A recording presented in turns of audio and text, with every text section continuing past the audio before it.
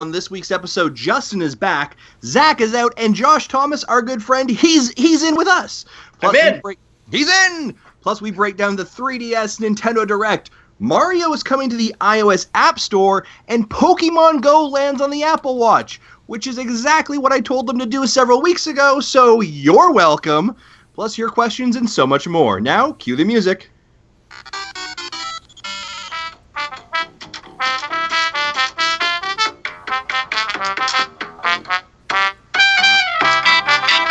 All right, guys, good afternoon, good evening, good day, wherever you are. My name is Justin Masson. It is the Nintendo Dads. It is September 7th, 2016. I am excited to be with you, to be back, and to be here to talk about all things weird, wacky, and wonderful in the world of Nintendo parenting and whatever it is that we do. Now, obviously, you're going to notice that Zach Erickson, man, he is not here today. Why? Because he is a new father, so congratulations to Zach, who had their new... he didn't have. His wife did more of the work, I assume. Typical of Zach, anyways. He did the work 9 months ago. Yeah, exactly. For a couple of minutes. So any which way, they had a baby on Labor Day, which is ironic that it was on Labor Day. But a nice, healthy, happy baby boy. And from the information and pictures that we've seen from Zach, everyone is happy and healthy. So, guys, congratulations to Zach and his family on the new addition to the group. Now, speaking of new additions to our group, that's a horrible segue. Jesse Waldak, VG Tribune. Jesse, what's going on, buddy? I'm not the new one. Josh is today. I know. I was like, I was like, no, that doesn't work, but I'll go. That's a good way. We'll segue over to Josh now. Josh, who, for those of you that probably might not know, or Josh, you might not know, I think you might now be our most capped guest. You know what? That is something I was going to ask you guys if I am the most frequent guest. I think you are. I'd have to go back and do a count. I think you might be up there with Marty. I think Marty had Marty and Dayspace are pretty, they're a tight top three, I think. Could be. But the thing that neither Marty nor Dave could take away from you, Josh, is you're definitely the most fashionable. There you go. I'll take it. I'm happy. I think I've been on about 4 or 5 episodes. And they don't YouTube from their own bedroom. Yeah, absolutely. That takes some dedication and some cleaning. Mm-hmm. Mm-hmm. I do make the bed before I'll film something in this bedroom, though. Usually it's a mess. So. Yeah, I was going to say, I think an episode I saw recently, you were like, and the bed is a mess. Yeah, well, Justin, I didn't want you to point it out here. I know, right? People think I'm a slob. But it shows that I actually listen to your stuff and don't just give you like lip service. Like, hey, Josh, great YouTube videos. That's true. it's a genuine, like, I actually respect you as a guest. So I feel very loved right now. I know. Good. Well, I think we should jump into the news. There's lots of stuff here, and I'm going to play our news bumper, which I'm just pressing bumper buttons. So we'll see what happens. I don't know. Let's see. This is a bumper.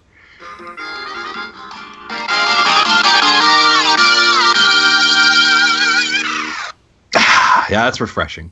Hey, Josh, you. I've always wondered about the refreshing and things that you two do. I'm confused. It's a Canadian thing. You'll have to Google it. Google Canadian refreshing. And see what happens. I guess I need more poutine in my diet to fully understand this. For those of you that are refreshing it, nothing's coming up. It's because there's nothing in Canada about it. Speaking of nothing in Canada about it, Josh, you get a box sent to your house every month. It's a green box, correct? Oh, I get so many green boxes sent to my house. Which one? I guess I do. So you get a box from oneupbox.com. So do we. We appreciate their partnership. Josh, the box you actually unboxed this month, what was in that box? I believe it was the Speed theme. So naturally it had Sonic the Hedgehog. There was a patch, which was actually pretty cool. It was pretty sweet. And there was also something related to Harry Potter, which was a real big slap in the face for me. It was garbage, not going to lie. I think there was a Flash, something related to the Flash. There was a T-shirt with Pokemon Go. Yep. How does Pokemon Go relate to Speed? Oh, it was dressed like the Flash. Pikachu was. Yeah. Yeah. And there was something super adorable in there. Oh, there was a Yoshi plushie, which was probably the best item in the whole entire box. Yeah, absolutely. Yeah. The oneupbox.com stuff is awesome. If you guys like boxes being mailed to you and unboxed like Josh and us, head over to oneupbox.com, use the offer code Nintendo Dads, and actually Next month's theme, Josh, I don't know if you're aware, it's Adventure 2 is the theme, and the symbols or the icons, the imagery that I have posted for it is Luigi, Mario, Link, and Darth Vader all hanging out together. So I'm kind of excited to see what's going on in that box in September. But guys, head over to oneupbox.com, hit that subscribe, and use the code NintendoDads. I have a very important question to ask you, Justin. Yes. What color Yoshi plushie did you get? I got blue just like you. Yes, yeah. I noticed a lot of people got the light blue. Yeah, everyone that I saw who did the one-upboxing all got the blue. And now the insert said there was like 5 colors in total. But I have not seen anyone who didn't get blue. It's very strange. I feel like we should send an email. We got to figure. This is a big mystery we need to solve. This absolutely is. Like, I think if there's anything, like, we should probably pause it right now. I feel like we're gonna see like a picture of like a beautiful mind, some strings, some tacks, all kinds of colors of Yoshi around. It'll be crazy. But I will say, guys, for honesty's sake, although our one-up-box unboxings is really adorable, head over to Josh's channel. Check out the one he just did this month. It is the funniest one-up-boxing I've ever seen. It's pretty hilarious. So, yeah. I think you need to keep doing that for a long time, my friend. It's pretty funny. I think I need to do some sort of subscription service. It's fun. Isn't it fun to look forward to a box of goodies every month? It is. And then you're like, what's actually in here? And you're like, oh, I don't know any of this stuff. And I don't know why. Well, that's mostly me because I live in a cavern under the ground and I don't look at what the humans are talking about.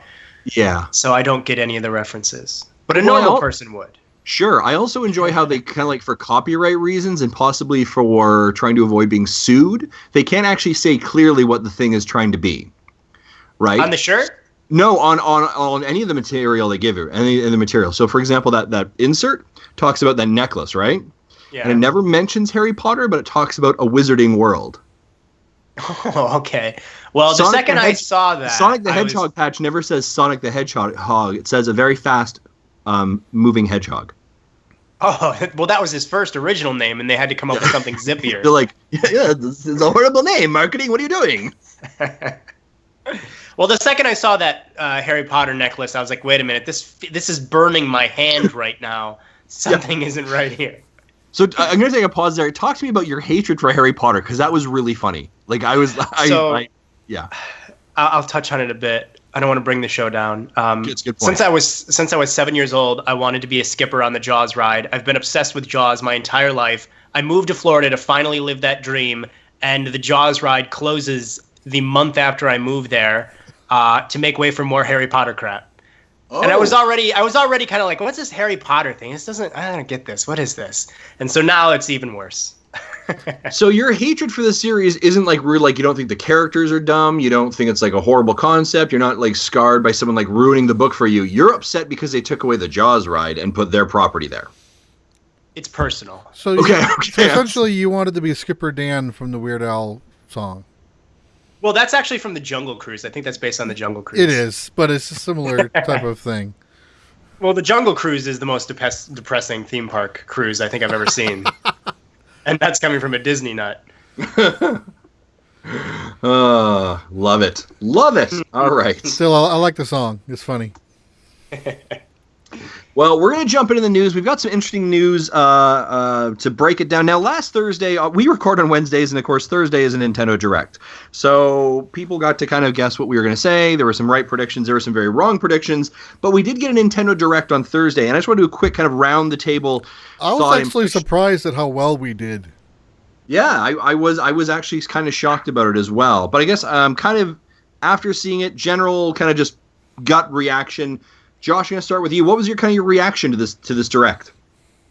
I don't know if anything was really necessarily exciting to me, but nothing was really like a huge disappointment to me. I think that a lot of what we saw seems like it's kind of, hey, let's just try and ride out the 3DS with a little bit of style, kind of put out some stuff that would be easier to make. We're seeing ports from Wii U games and stuff like that.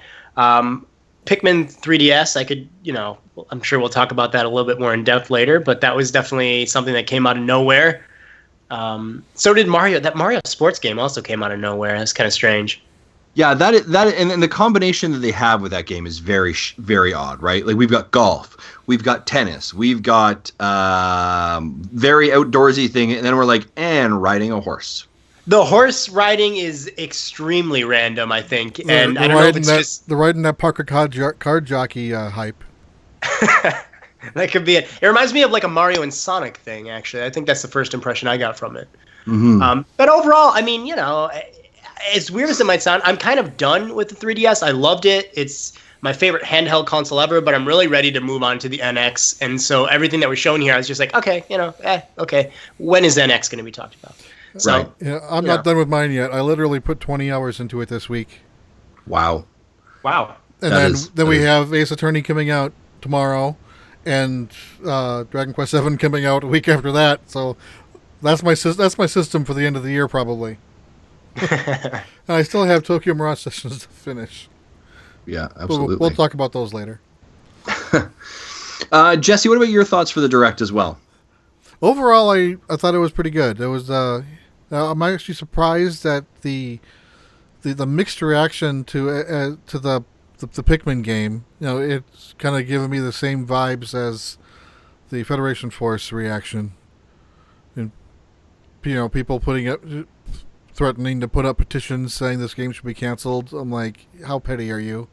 Just because you don't like the game doesn't mean someone won't. Mm-hmm. That's a new trend. Whenever a game's announced, there's a petition to cancel it. Well, yeah. If the game's not going to be canceled, and if they have a playable demonstration, it's far enough along that they're not going to scrap it because some bozo on the internet said so. Yeah, that's exactly it. But and there was a lot of the things we knew about, like the Animal Crossing update. They were still kind of vague about what the update's going to be.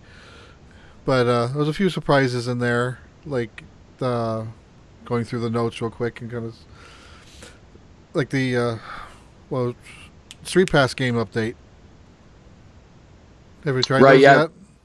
No, I've downloaded them, but let's before we start breaking down too much of this. All right.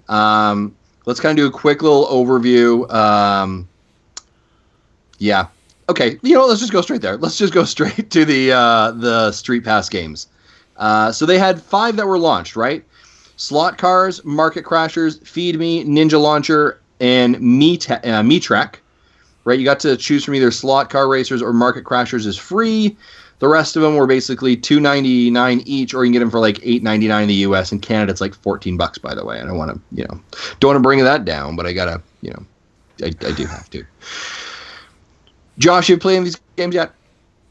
So I never take my 3DS with me anywhere, so I didn't even bother to. I don't even know which ones there are, to be honest with you. I just kind of saw them in the Direct, and I was like, oh, okay. And then I really hope in the future. This isn't too off topic, but I hope in the future that these type of games, like the Street Pass thing, is just moved onto a mobile phone app. That would be amazing, because I take my phone with me everywhere, but I never take my 3DS with me. So if I could play these on my phone and get Street Passes via my phone, that would be amazing, and I would be really interested. How do you think the Street Pass via the phone part would work? I have no idea if it's even possible. I'm going to throw that one over to Jesse a little bit because maybe he's our tech guy. Jesse, could that even be possible? There's got to be some way to transfer data from the 3DS to the phone to know what data is to be passed along in the Street Pass, and then you do the Street Pass transactions phone to phone. And then you got to have another resync with the phone and the 3DS to pull that data back. That just sounds all convoluted. Oh, no, I mean, it has nothing to do with the 3DS anymore. It's just the app is on your phone, and it doesn't communicate with 3DS at all. Oh, okay. Well, it does kind of defeat most of the point of Street Pass, where it has all the integrations with the games. That's true. No one ever uses anymore. Yeah, that's a good point. Yeah. I don't know. Yeah, I don't know if people actually. Well, because think about it, Street Pass won't be a thing anymore once the NX comes out. If it is like a whole, I don't know. I guess I'm going off on a tangent here. I don't want to. No, it's okay. I wouldn't doubt that they keep Street Pass in the NX. If it's a mobile handheld, mm-hmm. Right? Yeah. I think that they've invested a lot of money in that Street Pass, like a lot of time, a lot of brand recognition in that. I think that it will still exist. Yeah, I guess what I'm saying is I'd love to play these little games and download them and stuff, but I know I will never bring my 3DS with me. Right. Because it's just I'm already bringing my phone and earphones and my wallet and sunglasses, and it's just like, there's only so much I can take when I go out places. So I mean, obviously, we talked about this in the pre-show. You went to Disneyland recently. Did you not take your DS with you at all? No, I didn't. Roger was going to, but he didn't. Oh, you mean like on like in the airport and stuff? Yeah. No. Oh wow. Okay. So yours literally sits there and collects dust. I plays Animal Crossing. There you go. Okay, fair enough. Like that. Anyway, so I only had one Street Pass hit, and just because I went through a McDonald's drive-thru when I had it on me, and so I was able to get the data from the McDonald's system, which gives me 8 or 9 random Street Passes. Yeah. So I was able. I went through each of these games once so far. Okay. And most of them are okay. I think I'm going to need to play them more to make a final decision whether I want to keep them or throw them in the locker. But one other thing I did notice with the update is that they changed how the puzzles work a little bit. Oh, really? Before, when you street pass someone, you always got one puzzle piece. That's it. Now you can get up to 8 puzzle pieces from one guy. Oh wow! Oh, wow. That's good. So when I emptied them out today, I had 9 people in my group. I was able to finish 3 puzzles just with those 9 people. Yeah, that's cool. Fantastic. Yeah. So that'll help a lot of people flush out their collection. Now, the other big thing they did for the Street Pass is actually, because currently Street Pass has a limit of 10 people, right, waiting at your gates. Now, what they'll do is if you're premium, they'll increase that to 100 Miis now waiting, and I appreciate that. I think it's great. However, I don't think that should have been a paid service. I think that should have been an automatic free update. Anyone disagree with me on that one? And I think what Guillaume from NWR said about it on Twitter is it's still kind of weird how to implement the 100. So you still only get them 10 at a time, or you still get them 10 at a time and have to throw them into the 100 pool or something weird. Oh, really? So he said for him it wasn't worth it.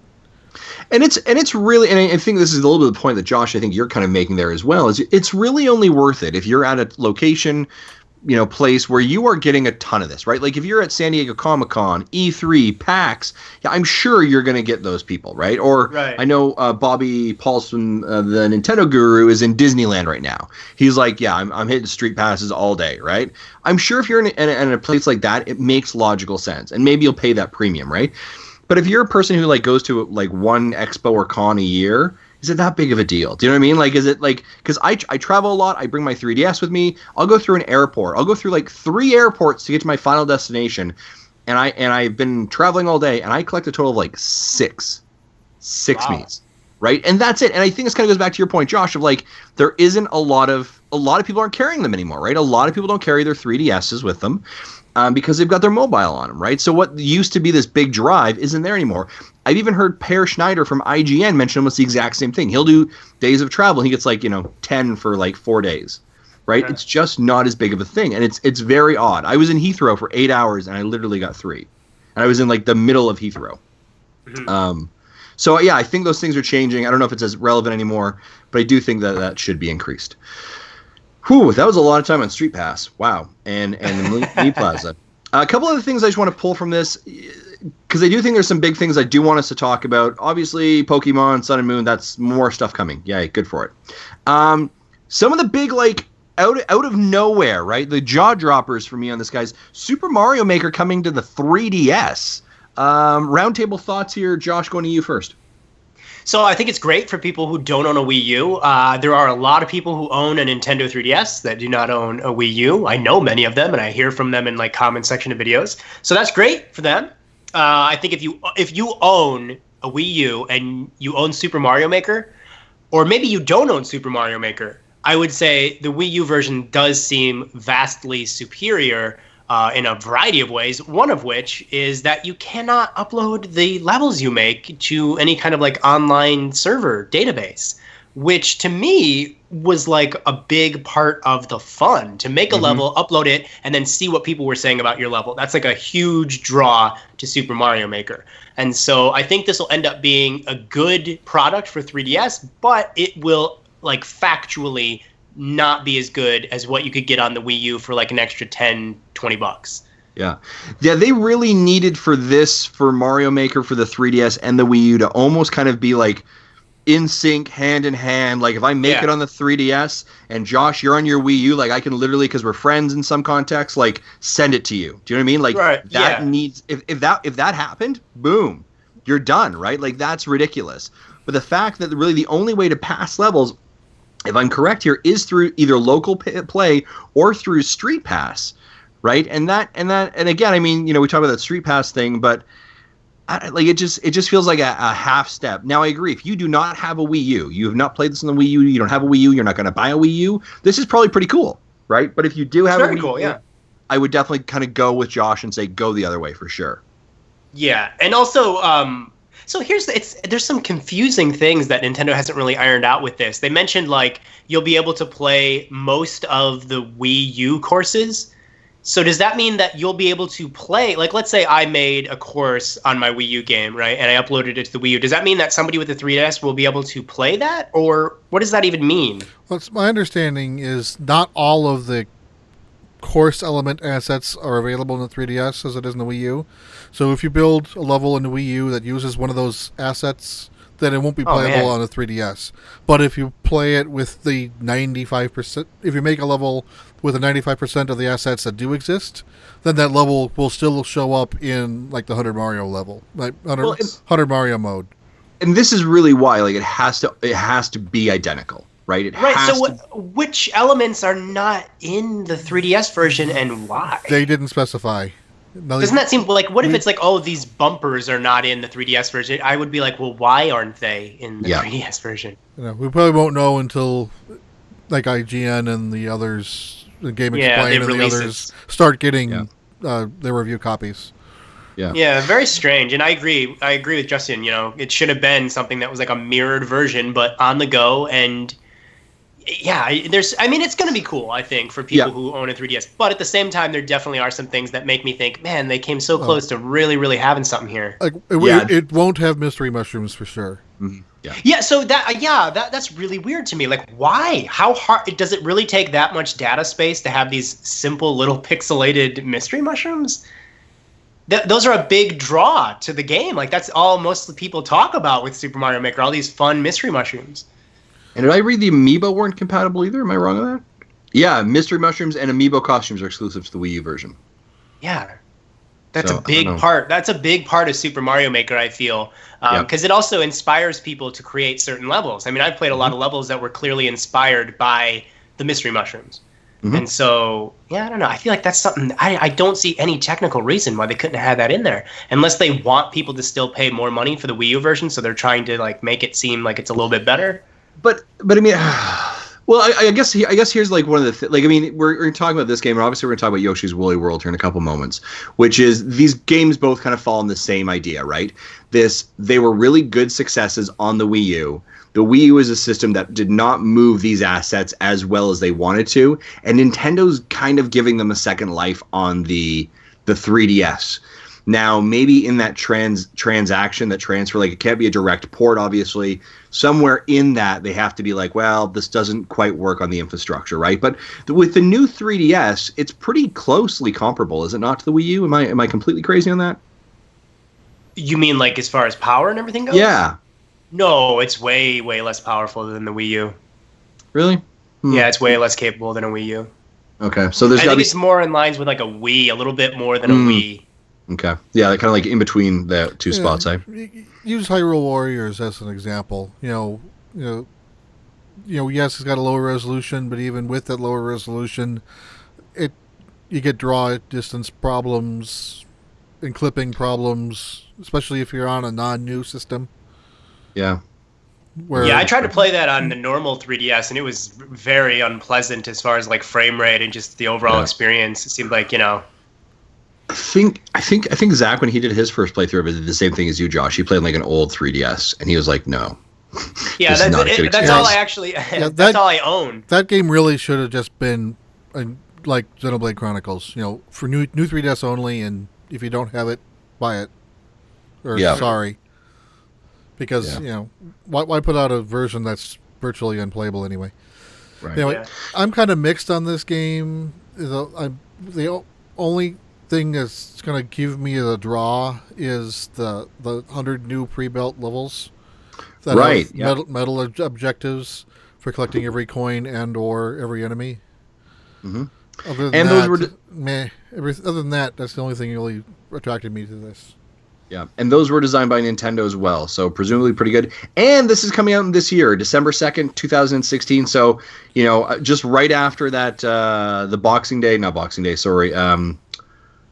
Friday shopping, right in line with Christmas, right? This is something to put under the on the Christmas list as well. So yeah, Super Mario Maker for 3DS. You don't have it for the Wii U. This is definitely worth your time probably checking it out. As it currently stands, some flaws that we all kind of agree with and half measures, but check it out.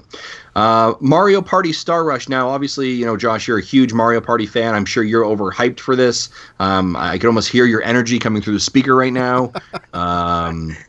Thoughts on this? You're not hyped for this one at all, are you, sir?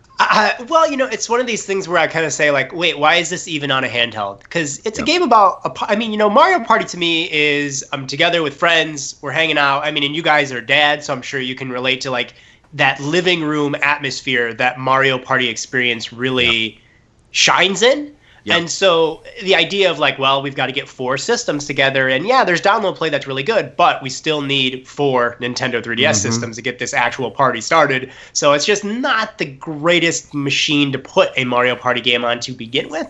But I will say the fact that that's not a characters... problem in my house 'cause we have 6 3DSs. Actually, 7 if you include this one that no one uses. But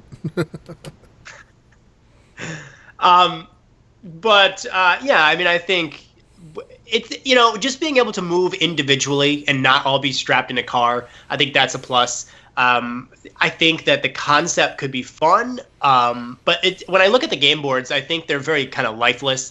Everything's based on this very strict tile-based system, and so they don't really look like they're that inviting or interesting to explore in the game boards. The mini games all look good. I mean, that's one of the things that I will say about every Mario Party game that I've ever played, except for maybe like the Game Boy Advance one. They all have good mini games. It's surprising. You would think the mini games would be the thing that started to really suck, but actually, oddly enough, it's the game boards.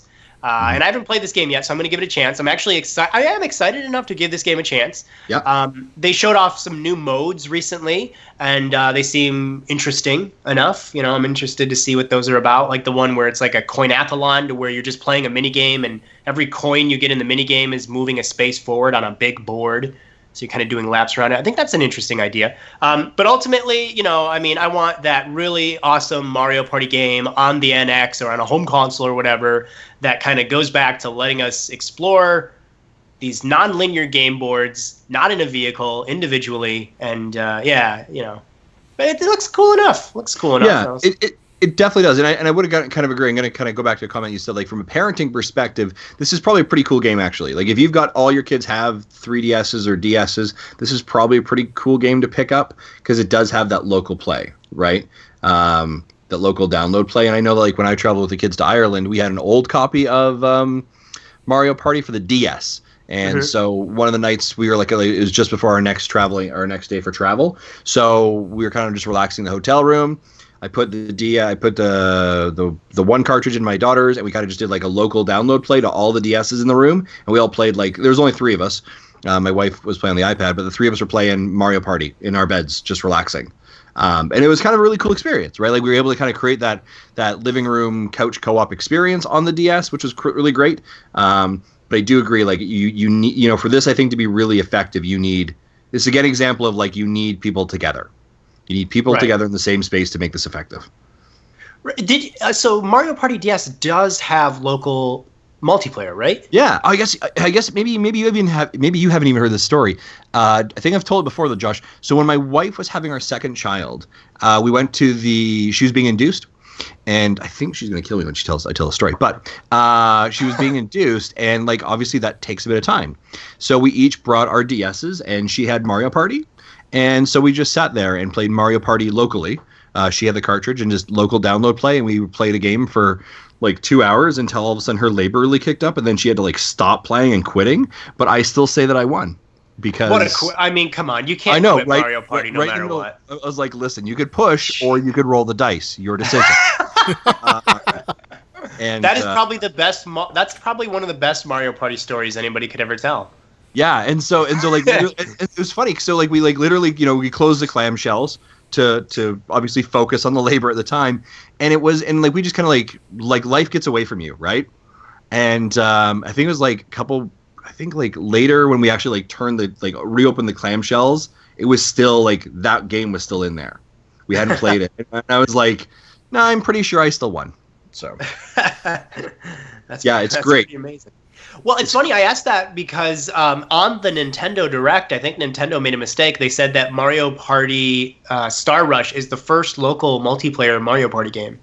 Yeah, and it is definitely not. So. Right. The difference being, I think the DS version is download play only. Mm-hmm. Where they're making a distinction between download play and 4 people own each a different copy of the game. Well, what's weird, though, is you can actually, if you don't own the game, you can download the whole entire game. It's the whole game is through download play as well. Right, but I think they're making a distinction between, because I'm not sure if there's different modes available or whatnot. But so because they specify download play and local wireless play are compatible, so they specify both of those as unique. Okay, so there'd be maybe download play is when you only do like a certain section without it, and then local wireless where all 4 of you play one specific activity together. Mm-hmm. I don't know. Well, okay, weird. Either which way, I don't know. Yeah, I'm sure we'll get review copies and we'll check it out. But and the new amiibos. There's some new amiibos that will be compatible with it as well. Speaking of something that I think, Josh, you maybe genuinely hyped about, the New Leaf free update for Animal Crossing. Thoughts? So you're going to have to first explain to me what's Animal Crossing.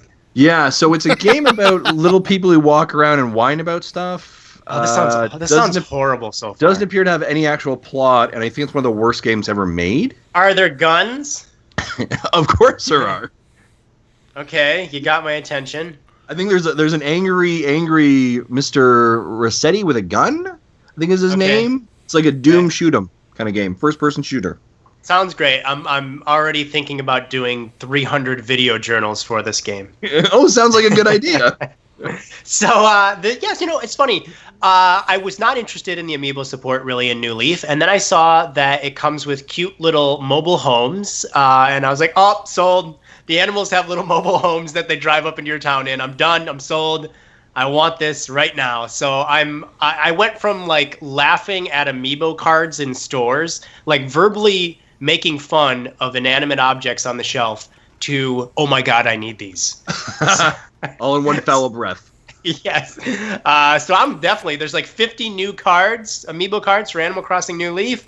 They get you new, and that's the other thing, like these little animals that come to your town in the mobile homes, they're new. They are not animals that were in New Leaf. Some of them were in the GameCube game, but there are a lot that are brand new. Feel free to judge me. Jesse, I know you're getting ready to judge me, but... Objection! I actually kind of want those. I want those Hello Kitty amiibo cards for Animal Crossing. Did you guys see that Japanese Hello Kitty times Animal Crossing? Oh my God, it's like they made these... I'm embarrassed to say it, but I want it. They made like these little Hello Kitty characters. I don't even know what Hello Kitty characters are, but I'm just like, okay, I want this now. I want this. Justin, I think you're silently judging me right now. I'm not one to talk. I have a collection of these things. And without saying what they are, if you want to know, look at the YouTube video. As a man with 2 young daughters and Hello Kitty, I'm not judging you on anything, sir. It's just it looks. I like the idea of these like. Oh man, can you imagine how amazing it'd be if they were like, you know what? Let's also like do something with Disney. We can have like Mickey and Pluto and things in Animal Crossing for these amiibo cards. That'd be amazing. That would be the craziest crossover ever. Now, I'm sure Disney would do that instantly. So why aren't they talking? Oh. I'm going to make some calls here. We're going to get this done. you know what? That's probably the next thing. Like Miyamoto's gonna walk out at like the next grand opening of a Disney and be like, oh, and here we are, just like he did the Apple event today. And like, Yeah, Well, that would be a they'll walk universal- out of the. I was going to say they'll walk out at the next Apple event. Oh wait, they already did that. Now, hey, question for you, Josh. Mobile homes. Yes. Mobile homes. Yeah. Mobile phones. Do you think there's some tie in there with the potential mobile game that is coming for Animal Crossing that we're aware of? No, I think it's just that's their cute little way of having the animals move into your town. Okay, all right. But I want to make. I see where you're going with that. I was There's trying to Ju- get some ins and some Justin reading strings too much connected. into it again. Could be. Now, if these do end up being actual like the mobile cards or mobile homes of somebody with the phone, y'all owe me something. All right, that's what I'm Okay. saying right now. I'm I'm personally going to send you a cake. Awesome. Oh, that'd be awesome. I hope I'm right now. I don't know how they're going to cross the border. We'll have to talk about that. Now, they've also announced Animal Crossing Mini Direct coming in actually early November. It was on the Japanese Direct. November but- 2nd. Yes. What do you think? What do you think we're going to hear there, Josh? They're going to show us Animal Crossing for the NX. Okay. Really though. Really, what are you going to show us? I'm being dead serious. I think it's going to be shown. I think that's going to be like the big. Why would they do an Animal Crossing Direct? Do they call it a mini Direct, or do they say like this is Mini. this is the Animal? They called Oh, it they a said- mini direct, at least in North Oh, America. forget about that then. But they didn't It's- specify the date. They only said the date of the Japan one. Right. So I'd imagine if the Japanese date is November 2nd, I imagine they'll do it the same day worldwide. Probably. Yeah. Because otherwise, why even bother doing an American or North American one? You know. So yeah, you just blew my hopes there by telling me it's a mini direct. They're going to talk about the mobile game, and they'll talk about the not the DLC, the amiibos, which come out in December, the amiibo cards, and they might hint at the future of Animal Crossing on the NX. I still feel like they might talk about Animal Crossing NX because you gentlemen might agree with me. By that time, by November 2nd, don't you think we would have seen or heard about the NX? We better. I by that time we'd better. if Right. we haven't, like the internet will riot. Not like it's not already rioting, but it will riot more. So I think there's a chance they might show it in that. I think most of the internet is assuming it'll happen sometime this month, even before we found out Miyamoto's in the States. You know, Right. people were assuming September. And least- yeah, At least I and, was. and Animal Crossing New Leaf is also part of the new Nintendo Selects program as well. So I think it's like for $20 in the US, right? Yep. Plus you've got this free update coming. So there's a ton of value. You're a big fan of Animal Crossing. Josh, is it like should people? This game is like 2.5 years old. Should people still be picking this up now? I think it's like 3 years old. They came out in November of Good Lord. 2012 Good in Lord. Japan. This November will be 4 years since New Leaf came out in Japan. If you have a 3DS and you don't own Animal Crossing New Leaf, and it's not the type of game you would be violently opposed to playing, absolutely, this game is amazing. It is so filled with charm. It's one of the games that I feel you really get your money's worth because it's always something new and fun to play, check out. I wouldn't have done over 300 videos on that game if I didn't 100% believe in it. So That's incredible. That is absolutely incredible. So my daughters will like this then, yes? They enjoyed how old Happy. are they? They're 6 and 8, and they enjoyed Happy Home Designer. Oh, so they've never played like a legit Animal Crossing game. Well, we did get a legit New World, the one for the DS. That was sent. Or was it New World? Yeah, was sent to us. Wild. Yeah, and Wild World. Yeah, and the girls have been playing that a little bit. And they thought it was interesting, but they kind of keep going back to Happy Home Design. Well, the DS one is very like limited and it doesn't really have much pizzazz by today's standards. As big of an Animal Crossing fan as I am, I actually think Wild World is the weakest of all of them. Okay. It's like very restrictive by today's standards. So like if with New Leaf, yeah, I think that they would. I think they would like it and you especially could tell them like, hey, it's like Happy Home Designer, but you get to do all this other stuff, and you get this is your town, and it's New Year's and Christmas and Halloween, and it's in the game too. So I think and then just the idea of going to the shops every day and stuff, I think would be something that would be appealing. Okay, cool. I think Josh, you should just come over to my house and play with my kids, and then show them how to do it. Show them how to do it. Just send them to the YouTube channel where I have 300 Animal Crossing New Leaf videos. Nice. All right, we talked a little bit about Street Pass. Tank Troopers. Anyone hyped about this thing? Tank Troopers. I am. Yes. I'm like the only person in the world. Please tell me why. Because so it seems like the type of thing that I would like playing with friends, because it's like this, it's like this cute little, what it reminds me a little bit of? It's like it's a cross between two things for me. The Tanks minigame from Wii Play on the Wii, Yep. and Battalion Wars. Did you guys ever play Battalion Wars for the Wii? No. Have you heard of Battalion Wars for the Wii? Yes. I've heard of it, but I haven't played it. I got more of a oh my vibe from this, like that free sub game that's on 3DS. Oh, Steel Diver. Steel Diver? Yeah, maybe it might even be developed by that same team, actually. But it's just this fun, quirky, cartoony little tank game, and there seems to be missions, and it's got a lot of personality in it. What's it called again? Troopers? Something? Tank Troopers? Tank Troopers. Yeah, so I think the Troopers element of that title is actually because there's a whole bunch of characters that are like the Troopers, and they all have these personalities and stuff. So And then each different trooper has a different ability. Yeah, so this is, strangely enough, this is like probably one of my most interested games on the 3DS this year. They say it can be played single player, 6-player, local multiplayer, and 6-player download play. And there they separated the distinction again, just like they did with the previous game. That's true. Some people were telling me, I did a video where I was talking about my thoughts on the Direct, and a lot of people were like, no, this game has online. And I was like, what? No, I don't think it has online. Right, they didn't mention it in the Direct, and people were telling me, because I said that in the video I did, I'm like, I'm really disappointed it doesn't have online, though. And people were like, no, Josh, it has online. So I don't know where they found that information out. Unless it was mentioned in another region's Direct, because it definitely wasn't in ours. Right. Yeah, I don't that think happens sometimes, so I don't know. I don't think it was in the press release either. Yeah. It seems very strange if that game doesn't have online, because it seems like the type of thing you'd want online. Yeah. With managing 6 people online on a 3DS, might pose with problems. Jesse, don't bring logic into this. I want my online tank game. I like logic. No room for that. Speaking of logic, we have our next game on the list. Yes, pick 3D Cross Round 2. Something like that. Yeah, I don't know. Anyone care about this thing? No one does. Moving on.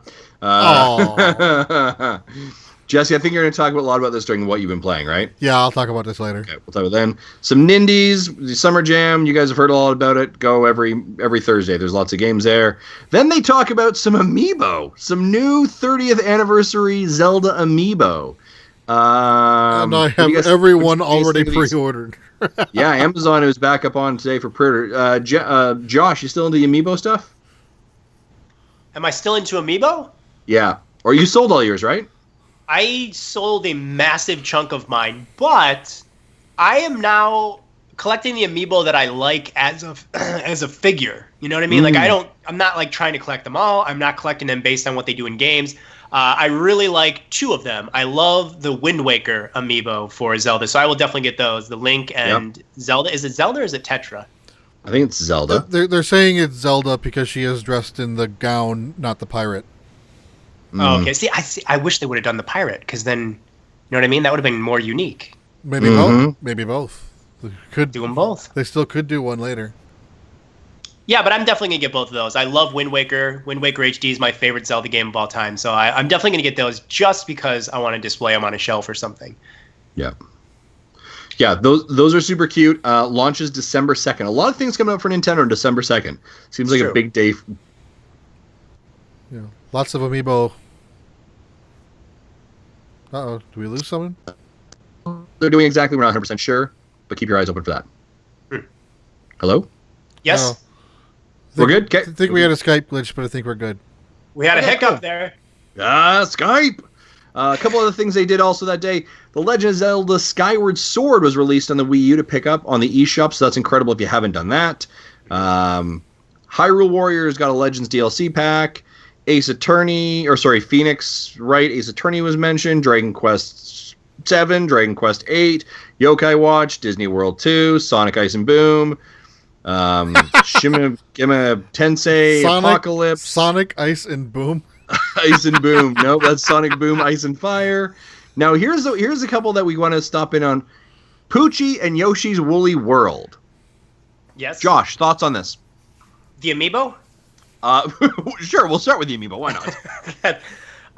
Oh my god, guys, this is another moment I'm gonna have to ask you not to judge me. I'm gonna get a whole crate of those Poochie amiibo and just snuggle with them in bed and roll around with them. That is probably, I'm trying to think here. I want to make sure that I'm not saying this loosely. That's the best amiibo that was ever created. Yes, that's the best. Absolutely adorable. That's the ultimate amiibo. Once that one's out, there's no point in making any more. That's it. Absolutely. Like that's and like it's I hope they do not do that as a bundled exclusive packaging. Oh god, like that'd disappoint me. Like if you have to get the game in Poochie, like I'm not going to be happy about that. And I also hope that somehow Poochie is compatible with the Wii U in some way. Right? Well, there already is a Poochie costume. Right, yeah, but I'm hoping that because there are exclusive new stages focused on Poochie for the 3DS, but I'm hoping if you get the amiibo, you tap it, those levels come out of the Wii U. You know what I'm saying? I think that might be being too hopeful. Oh, absolutely it is. There's no doubt about that. Because they'd have to go back into the Wii U game and update it, and then they'd have to make those levels in the Wii U game. Because they clearly, lowered a lot of the polygons and texture resolution for the 3DS version of this game. Right. So they'd have to, do a decent amount of work to do that for the Wii U version. I think they probably don't care. Yeah. Now, Josh, what do you think about this game coming over to the 3DS? Now, this is a little bit different than Mario Maker, right? Where it didn't feel like Mario Maker really came over as a full one and done like in the Wii U. This kind of feels a little more fleshed out. What are your thoughts on this? So yeah, this seems like it's the Wii U game completely brought over to the 3DS. Doesn't look as pretty, obviously, but it seems like it's the Wii U game. It has all the levels. I think they pointed out it has every level from the Wii U game. It's got the additional Poochie content. Oh my god, you guys, the Poochie pups. Oh, the Poochie pups. These little Poochie puppies following you around, barking, telling you where hidden secrets are. That alone might make me want to get this game just so I can experience Poochie puppies personally. But yeah, it does seem like this is not like Super Mario Maker where it's like, oh, the better versions on the Wii U. It seems like these are both very even games in a way. That was very alliterative of you. So I'll take a bit of a pause here, kind of asking both of you, what do you guys think of we've got two games that Nintendo released in 2015 where I think were highlights of the system that year for sure. We're seeing ported over to the 3DS for kind of this second breath, if you will. How do you think this relates as we kind of look at the NX possibly? Other games that might be ported over? Does this give you hope? Is this fearful? Is this Nintendo just throwing up its arms and saying, we got the assets, let's do something with it because we got a really thin library? I think this is Nintendo saying Wii U's pretty much dead. We wanted, reuse as much as we can, and the 3DS has the install base. Yeah, pretty much. Using Smash Brothers as a comparison, the 3DS version outsold the Wii U version 2-1, mainly because of install base. Right, but I mean, here's the thing with the Smash Brothers. Smash Brothers was being built and released on both systems. That was a property that was announced beforehand. This is, we built it on the Wii U, we've gone out on the Wii U. Wii U's dead, and now we're going to bring it to the 3DS. So there's a different kind of approach. Yeah, because they knew they wanted to put it on 3DS even before Wii U launched. Correct. Yeah. Exactly. They made a soft announcement. I think it was even a surprise to now I don't remember his name. Sakurai? Yeah, I think it was even a surprise to him, or he looked surprised when at E3 2011 when it was mentioned. Nice. Yeah. Well, yeah, I mean, they did something similar though with Donkey Kong Country Returns for the Wii. They later ported that to the 3DS. Right. So, they have taken console games like the 2D platformers specifically and ported them to the handheld just to kind of get some more money off of a game that's already done, essentially. Right. Do you think this kind of aligns with maybe, we've heard all these rumors that Splatoon, Mario Maker are going to come over to the NX. Do you think this is a bit of a testing ground to see how well, games that were on the previous system translate over to a handheld and how it sells in the market, or do you think it's just let's just do what we got to? That's also very possible. I think it's really just them saying, hey, we've got these games that are completely done. We've got kind of a slim library here. We can get some smaller teams to just port them over. And I think it's really just hey, what are some ways that we can make some money off of stuff that's already done and make it seem like we've got some good releases coming out for the 3DS. Nice. Excellent. So, Poochie and Yoshi's Woolly World rolls out on February 3rd, 2017. Guys, this was a great game. We talk about parenting. This was a fantastic game on the Wii, or the Wii U. If you haven't picked it up, think about picking it up. If you're going to pick up the 3DS, you're going to be happy. You're going to love it. Trust me, it's adorable. It's cute. My kids loved playing this one. Absolutely did. We were so kind that NOC sent us a copy of this as well. Does it have multiplayer on the 3DS? I don't see anywhere they for didn't multiplayer. say anything about it. And that was the thing with it for playing on the Wii U. The multiplayer was fantastic, especially from parenting couch co-op perspective. Like I sat down, both my daughter's right beside me, and we just played it. Just took turns, and it was fantastic. And you could really assist young players in it, and that was a really valuable asset for that game. Right. Yeah. Plus, so they the 3DS loved. one. I'm sorry. What? Plus, they loved holding the Yarn Yoshi, the amiibo. So they would just hold it as you played? Pretty much. They're like adorable. And we got a little pink one too, of course. That's pretty great. Yeah. That's pretty good. So it seems like the 3DS one will be for people who are just wanting to play it by themselves. But if you want to get the multiplayer stuff, you'd get the Wii U version. Yeah, absolutely. Absolutely. A couple of things to round it out. Ever Oasis launching in 2017. We saw this at E3. We're going to continue to see more of this in 2017. I suspect this is a game they're going to continually be promoting throughout their time. Mario Sports Superstars. We talked about that. The 5 sports being soccer, baseball, tennis, golf, and horse racing. Some local tournaments can be set up. Some local and online multiplayer, and it's going to launch in the spring of 2017. And then we came to a game that I didn't expect. Josh, I really want to know your thoughts on this. I do know a little bit of it, but I think I want you to share it, obviously. Pikmin for the Nintendo 3DS. Now, that's not the final name, but this was kind of a bit of a shock out of nowhere. It showed up. Josh, you like Pikmin. What are your thoughts on this? Remember, we're a family show. I'm going to shock you here. I'm not upset about it, even though I did a video where I jokingly had my whole entire body dissolve away into a skeleton in disappointment. I don't know if you guys saw that video. Not yet, but now I want to. Yeah, so I just did a fake reaction where I was getting really hyped up for a new Pikmin game, and then I look at the trailer and I just sort of disappointingly look down at the ground and my whole body just disappears into a skeleton sitting in my desk. And people took that really seriously for some reason. This is the type. So we've heard about a new Pikmin game being worked on before we even saw this. Mr. Miyamoto said he's working on Pikmin 4. That's what we assume he said, but he might have said a new Pikmin game. So I can't imagine Nintendo is looking at this as being, this is the new Pikmin game. So if it's this game plus something that's a genuinely real Pikmin game on the NX coming out, I'm fine with it. I don't think it looks particularly fun. It kind of gives me the impression of something that would have launched for the Nintendo DS in 2004 when everybody was all into the tappy touchscreen stuff. It seems like it's got some elements from Pikmin in the way that the different Pikmin types do different things and help you out. But it seems like the whole time management and all the kind of multitasking elements are not going to be present in this game, especially since Bill Trinen said that you have to reach an end goal, which is, I'm not a huge fan of end goals in any kind of games. It seems like if this is just a bonus thing, that's fine. I actually like that they went in this direction instead of trying to make a genuine Pikmin game on the 3DS, because I don't think that's possible, because I think Pikmin really does rely on being very beautiful, and it is about the atmosphere and everything, and I don't think you can pull that off on the 3DS with this kind of thing. So I think they went in the right direction with Pikmin, but there darn well better be a real Pikmin NX game being worked on.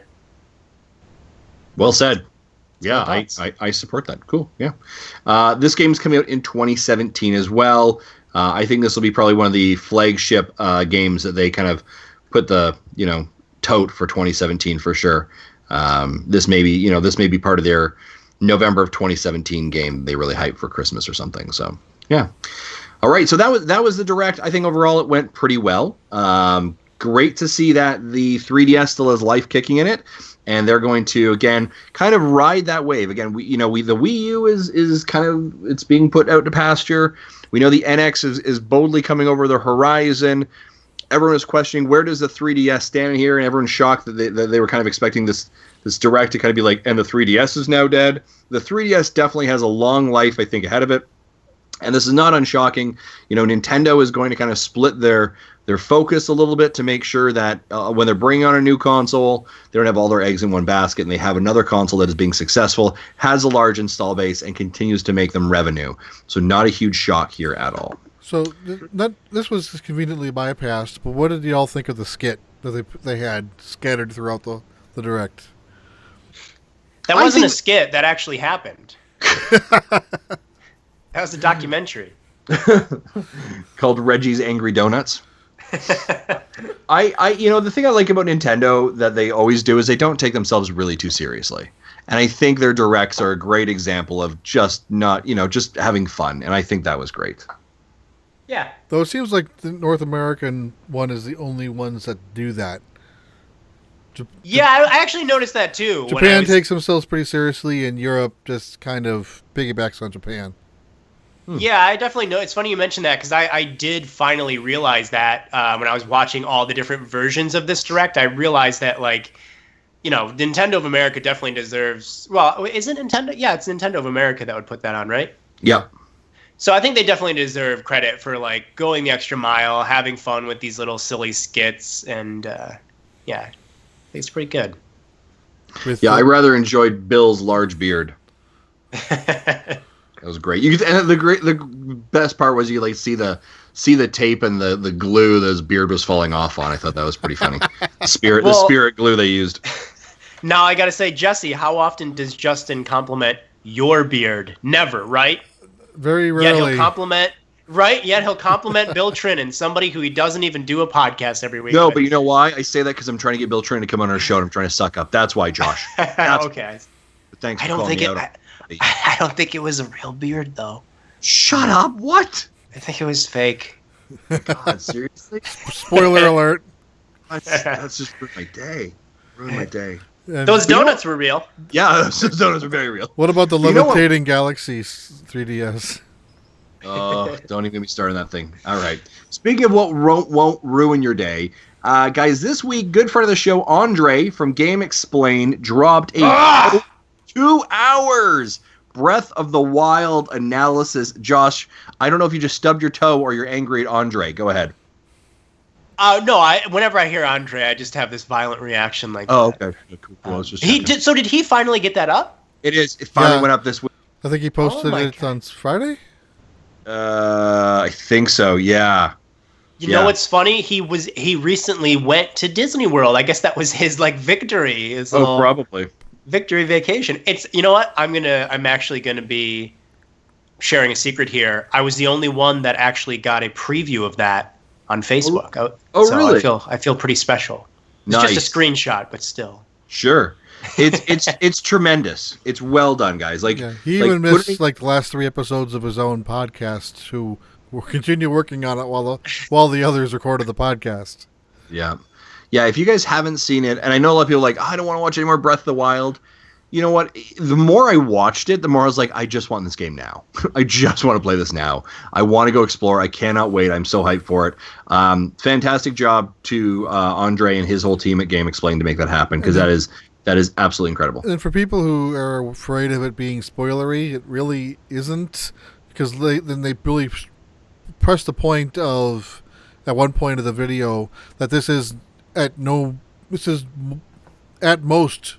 2% of the game. Yeah, and that in theories, in theory, and the part that was able to run around was still huge. Yeah, and so the game will be pretty epic. Yeah, absolutely. So yeah, check that out on YouTube, Game Explain, and actually Derek Bittner is going to be on our show in a couple weeks from now from Game Explain as well. So I'm sure he'll talk about a little bit about that horrible process they went through. Speaking of more horrible processes that people go through, Pokemon Sun and Moon, there was trailers, there was stuff. If you want to see a grown man react crazily about it, go over to Roger's channel. That's all I'm going to say about it. he says words and reacts to things that I don't even know what the hell is going on. Like half the things he's like, oh, it's a dark matter, a Lola form type Nashti, and I'm like, I don't even know what you just said. If you think that's crazy, you should sleep in the same room with him. Does he just like spit that stuff out at night when he's like snoring? He literally has like, night. Alola type. He has night terrors. I'm not even joking. Oh my Really? god! Just suddenly screaming all of a sudden. I'm like, what the heck? Strange. And he screams like Pokemon names, like Rattata, Rattata. Something. I don't know. I was half asleep myself, and I was like, what? He does live reactions in his sleep. Oh my god, that's hilarious. The new information came out in the last few days that I've been kind of oblivious to because of everything else going on. But did I see that there's a null type now? Or is that something fan made and stupid? No, I did watch it. There's a null type. I that's why I said I don't even know what's going on here. So what is that? Just no advantage and no disadvantage? I have no. You are asking the wrong person. Like, don't ask me these things. I don't know. I'll have to play catch up now. Yeah, watch it. But again, go to Roger's channel. Watch him react oddly to that kind of stuff. Josh, you into Pokemon Sun and Moon? Are you excited for this thing? It takes place in a tropical paradise. I give that a big thumbs up. There you go. Okay. All right. So you gonna pick this up then? No. No. No, I like the idea of it being in a tropical place, but I'm not gonna do this. No. Okay. I approve of the setting. I've already got 4 copies pre-ordered. Oh jeez. Myself and 3 kids. You need 2 more so you can play one on every one of your 3DS systems. Move between them all. It wouldn't surprise. Well, 2. You know, when I'm missing one. Maybe my youngest daughter wasn't interested, but no. Okay, I know what it was. So the 4 was pre-ordered. One's for my youngest daughter, one's for my son, and the other 2 are both for my oldest. She said she wanted both of them, so I told her, "I'll pay for one, but you're paying for the other one." So she owes me $35, and then I'll pay for my own digitally when that comes out. So ultimately, getting 5 copies of the game. Nice. All right. Next thing in the news after Pokemon Sun and Moon, crazy stuff happened today. So it was the Apple yearly, here's your new iPhone thing that Apple does. And just at the beginning, Tim Cook talks about how great people are, App Store is brilliant, yada, yada, yada. And then mentions that, hey, someone's been missing from the App Store, and all of a sudden, Super Mario Run is announced for the iOS App Store coming out in December, and who should walk out on stage? Oh, it's only Shigeru Miyamoto with Bill Trent, and let's do some translating and talking about it. So, guys, mind blown. I didn't see this one coming. I was shocked. Anyone else? I didn't see this coming.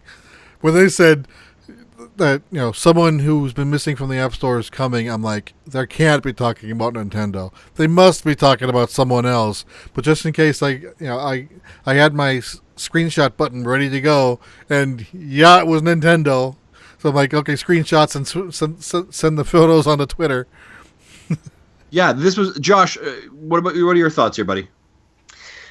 I wonder, my main thought is how much money did Apple give Nintendo to make it exclusive for launch of the holiday season?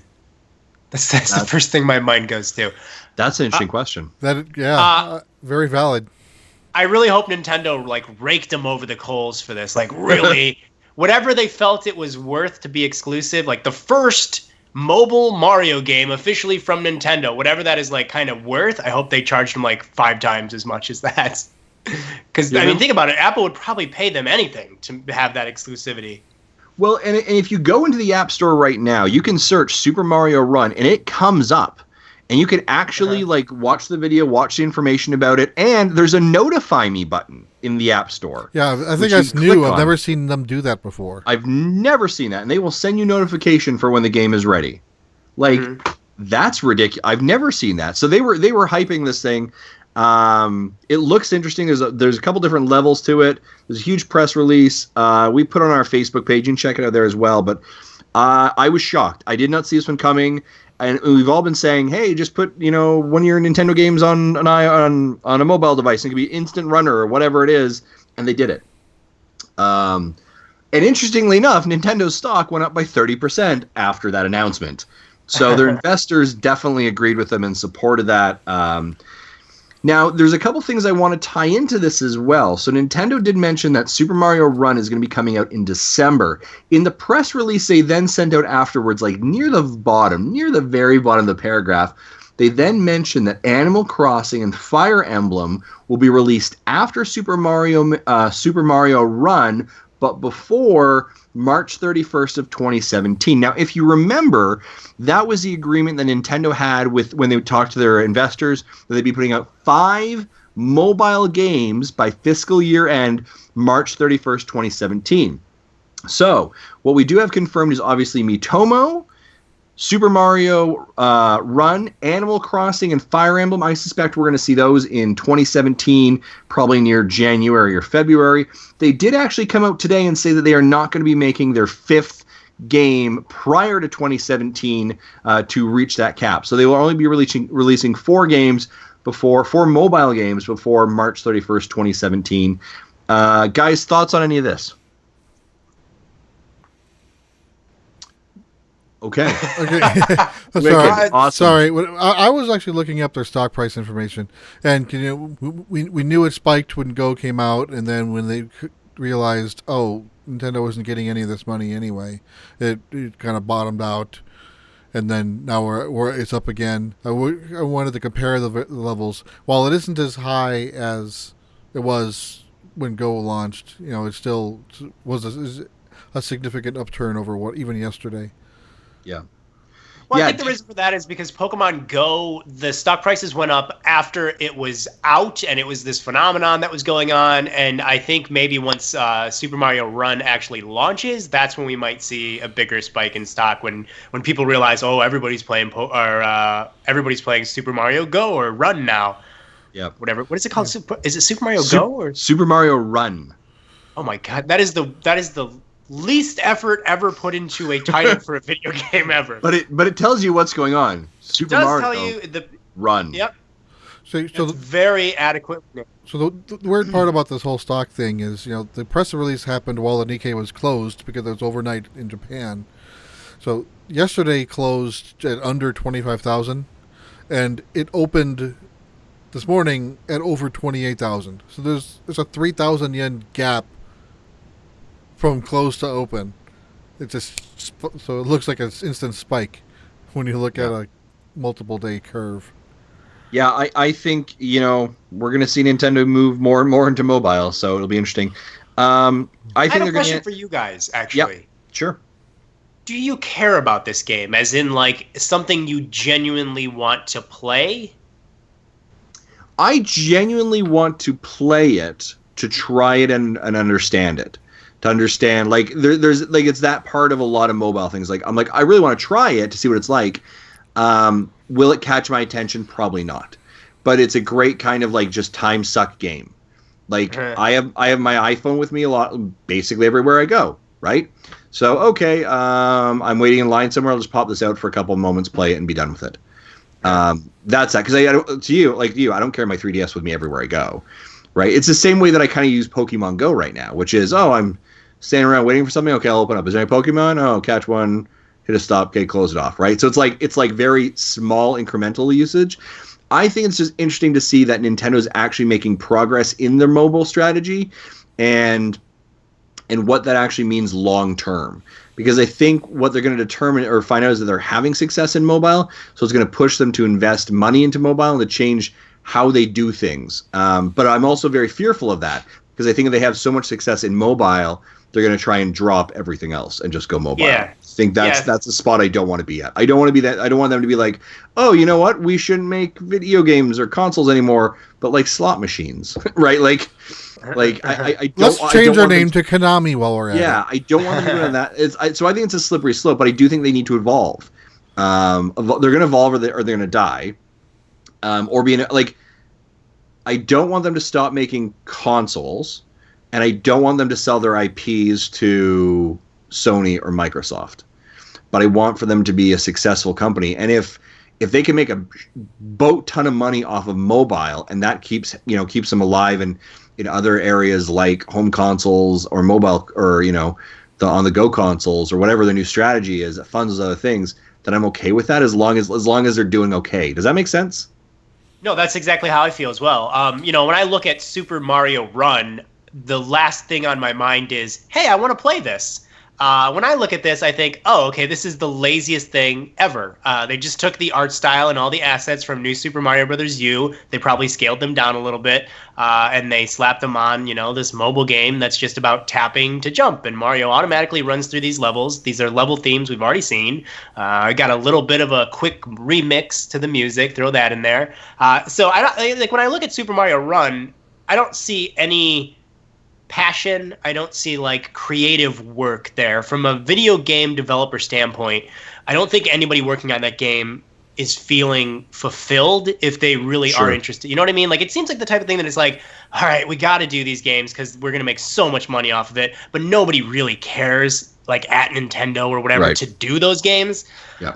Nintendo is reluctantly doing mobile games. I think that's clear. Mr. Iwata's vision was, we're going to do mobile games, but we're only doing them because, I don't think he didn't say this literally, but we all know this is basically what they're saying. We're going to do mobile games because we have to, and because they'll make us a bunch of money, and we're going to use that money to be creative and awesome and do all these real video games on our home console.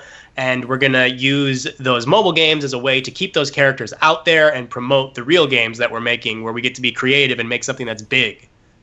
Yeah, exactly. And I think I absolutely agree with you on that, Josh. I think you're spot on. You are right. It doesn't feel creative. It doesn't feel inspired. It feels like paint by numbers, right? In a lot of ways. Yeah, and I hope Nintendo never lose. I hope everybody at Nintendo, especially the people who are in charge, never lose that direction, that idea that it's not about just seeing how much money you can make as quickly and easily as possible, and that they continue Mr. Iwata's vision of saying, we're going to use mobile to support our creative big efforts on our own machine. And I hope that it's not well, we don't need to do that anymore. Look how much money we're making on all these quick little mobile things we made.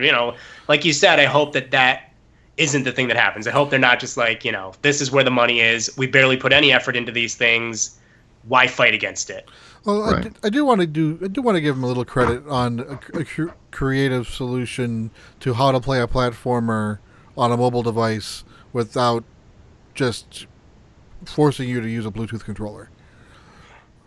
That's the other thing. Without a virtual controller, that's garbage. So, one of the things that I will say is, and I think I said this about Pikmin, where it's I don't care to necessarily play it, but I'm happy that they made it the right way for what it is. So, with Super Mario Run, exactly. If they had digital buttons that you had to have your hands in the way of the screen, obviously there are 2D platformers where they give you those digital buttons and stuff, and it never feels good. It never feels the way you'd want a platformer to feel. So the fact that they were no, we're not going to do that. We're going to sort of build it around what we have here as far as control input goes. So I give them credit for that. I think I bought the iOS port of Mega Man 2, and that was just disastrous. Oh, God, playing a Mega Man game on a digital phone button system. Oh my God. That hurts my heart. That was just awful. So needless to say, I didn't get very far in it. I hope that they continue making these mobile games with the idea that they're going to use the money and they're going to use the further recognition that the characters get to promote full 2 years in development, 100 people team games on the NX. Yeah, exactly. So I think the biggest confusion with Mario Run is the Apple page with the notify button is saying it's a free game with in-app purchases, but with Miyamoto and Trinan on stage specifically stated otherwise. They said it was going to be a paid game with no in-app purchases. Well, which again is great. He says it is a one-time pay, and then you get all of it. So I think they probably have a free portion of it, like a demo, and then if you want the entire thing, then you pay it once. Okay. I imagine that's probably how they're doing it. And that's you know what? And again, I think that could be the best thing that Nintendo does for mobile. If Nintendo can somehow have an impact where they can teach mobile consumers that it's better to spend $5, $8, maybe even $10, because you get a game that's not constantly hounding you about in-app purchases and you have to buy these little pieces together. If they can make that their impact on mobile gaming, that's amazing and fantastic. Because I think that's one of the biggest problems mobile gaming has. So it's basically what I thought that Fire Emblem should have been, and what the Pokemon Picross was. Mm-hmm. You know, you can, if you like it enough, you pay the $25 or $30, and you don't have to put anything else into it. Right. Yeah. And now the other big announcement they had at the Apple event, not the Nintendo event, was that Pokemon Go is coming to the Apple Watch by the holiday of 2016. And again, this is something I kind of mentioned in the intro that about 4 or 5 weeks ago I talked about. If you can put Pokemon Go on my watch, on my Apple Watch, as opposed to one of those little dongles that you got to wear around, I'd be okay with that. And it appears that they've listened to that. It appears they've got complications to see how far you need to walk to hatch an egg. You can hit Pokestops and swipe your watch. I think you can even battle. I think you might be able to battle. I'm not 100% sure. But I will tell you, the guy that they brought out from Niantic to talk about this will look like the most disheveled, beat-up man I have ever seen. The thing is, will you need a Series 2 Apple Watch for it to work? Because the original Apple Watch doesn't have GPS in, but the Series 2 does. At that point, they had not yet renounced the Series 2 Apple Watch. So in the keynote. So my assumption is that you only need it is based on the current model, because you could still use your phone, right? It just happens to be on your watch, on your wrist. So yeah, interestingly enough, so the guy looked completely disheveled, and he's like, "It's been a really busy couple of weeks for us," and everyone kind of like chuckled, and I was like, "I don't think he's trying to be funny. Like, this guy looks like he has not slept. This man cry looks for help." I know. I was like, whenever it is like, haha, make more Pokemons for us. Like you are literally on like the biggest tech company stage, and you look rough, dude. You look like you've seen better days. But he did say that basically this is in replacement of the dongle that people are going to be offering to buy. Yeah, so I'm excited this is coming out. I think it's a really cool thing. Again, it very much felt like a Nintendo event. I really felt like very much at the end, Tim Cook was going to go, "Oh, and one more thing. Mr. Iwata, you want to talk about the NX?" Like, I was like, please. Well, that would have been very impressive, because Mr. Iwata is no longer with us. So Apple could find a way to bring Mr. Iwata back. Yeah. Oh my God! Now that would really make the stock go up for Nintendo and Apple. The Apple necromancy department is an over time. Mr. Miyamoto, would you like to come up and talk about NX? There you go. Where was Reggie? Reggie wasn't at this. No, Reggie wasn't, but Bill was. So that was the thing. Now, this is the fuel for the fire here, folks. That, as we talked about before, that Mr. Miyamoto is in the U.S. Could he be here filming? Could he be here prepping for an announcement for the NX? We had a Direct last week. We had Apple this week. Could the NX be coming next week? I don't know. The internet swirls in rumors. Nintendo has to say something. So. Wait, before we move on, I do want to kind of backtrack a little bit to the Nintendo Direct stuff. Cynthia from the chat says she was sad there was no Detective Pikachu. Yes.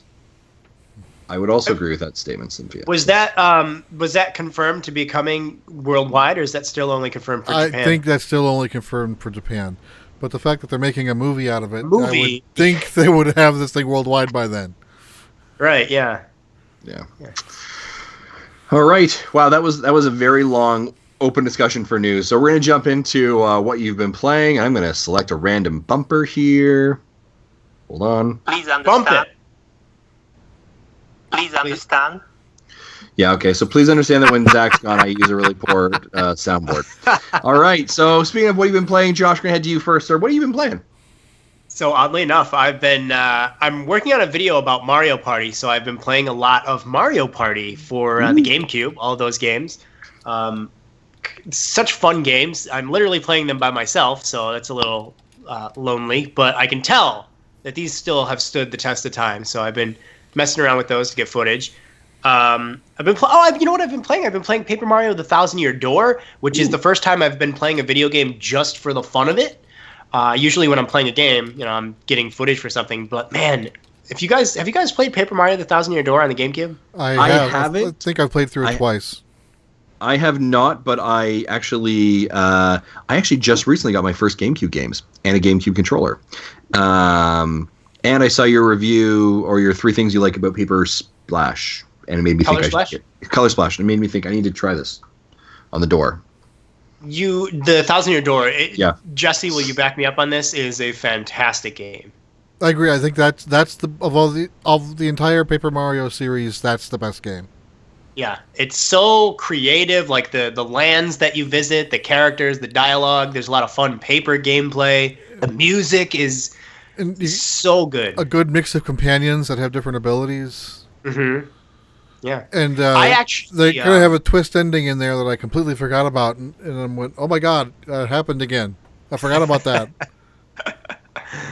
I think some of the music actually like gets me slightly emotional because of all the fond memories I have from playing that game. Like the music is just there's something in the music that just really sticks with you and gives you feelings. So I've been playing a lot of that lately, and it's really fun. Playing some Paper Mario and Mario Party. I think that's pretty much it. Nice. Cool. I like it. Jesse, how about yourself, sir? Okay, so as usual, I've been playing more Tokyo Mirage Sessions. You've been playing that for a while. I have. I'm finally almost done. I'm on the last stretch. I'm in the intermission. Probably I'm expecting the last intermission, following chapter 5. So at this point, I know who the villain, the big bad is, and when I'm ready to go into chapter 6, then it's go get him type of mission. Okay. So you learn who the big bad is in chapter 5, and it's not much of a big surprise. But if you forgot about some of the characters you've talked to earlier in the game, like I did, I forgot about this guy. He was kind of silly earlier on, and I'm like, oh yeah, I should have seen that one coming. But so I'm like in the 52-hour mark. Wow. So I expect this to... The intermissions seem to take longer for me to play through than the actual chapters, just because I'm going through all the side missions just to make sure I'm as powered up as I can be. And I think when I entered the intermission, 4 character side missions opened up, and I've only gone through one of them so far. So I still have a while to go before I'll tackle chapter 6. But once I do that, then I think that should be the end of the game. So maybe one more week, 2 at most, and I'll finally have that one done. You've got your Layton and you've got your Dragon Quest coming up soon, sir. So you got to clear your docket. I do, and another thing clogging up my docket is the Picross 3D Round 2. Well, when you spend time on garbage, what are you doing with yourself? That is this epic garbage. I'm just giving you a hard time. Yeah, I checked how much time I put into this game today, and it's already been almost 20 hours. Wow. Into this one game. So they claim there's over 300 puzzles in it, and let's see where I have finished 121. Wow. So I'm probably just a third of the way through the game.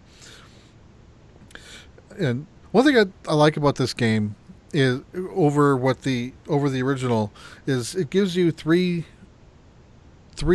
levels to choose from: easy, medium, or hard. And the end result and the puzzle is still the same, but depending on the difficulty you choose, you'll get a different set of clues, and the numbers outside the puzzle. So I could have a different experience than you might have if you tried it, choosing the easier level. So I just instantly put the thing on hard, and I've been playing through everything on hard so far. And while I haven't gotten the perfect score in every puzzle, there's a few that I've probably taken longer than the game wanted me to, so I got docked a few points. If I did a strike, I just quit and restarted it. So far, of every puzzle I've completed has been without any strikes. Another thing that does help, and it does help speed things along, is while you play it, in the first game, the first thing you always did was go through all the zeros. If there was a zero in a row or column or a depth, you just burn them all because they're useless. This game gives you a bomb button that will take care of all the zeros for you. And there's no penalty for using it. It's just use it. Use it if you want. Don't use it if you don't want. But there's no penalty for doing it. So I do it. It speeds things along. and it also gives you there's a hint button that also there is no penalty for using it. And I try not using it unless I really get stuck. You know, if I go through like the two dimensions looking for something I can do, if I go through 2 paths each and can't find what I missed, then I'll hit the hit button and it'll tell me, you know, which row I can do something on. Normally it's either paint or break a block. Sometimes there's a new thing called marking. Because in the first 3D game, it was either the block existed or it didn't. So you have to chisel it away or keep it. Here, there's 3 states to a block. It's either painted blue, painted gold, or you chip it away.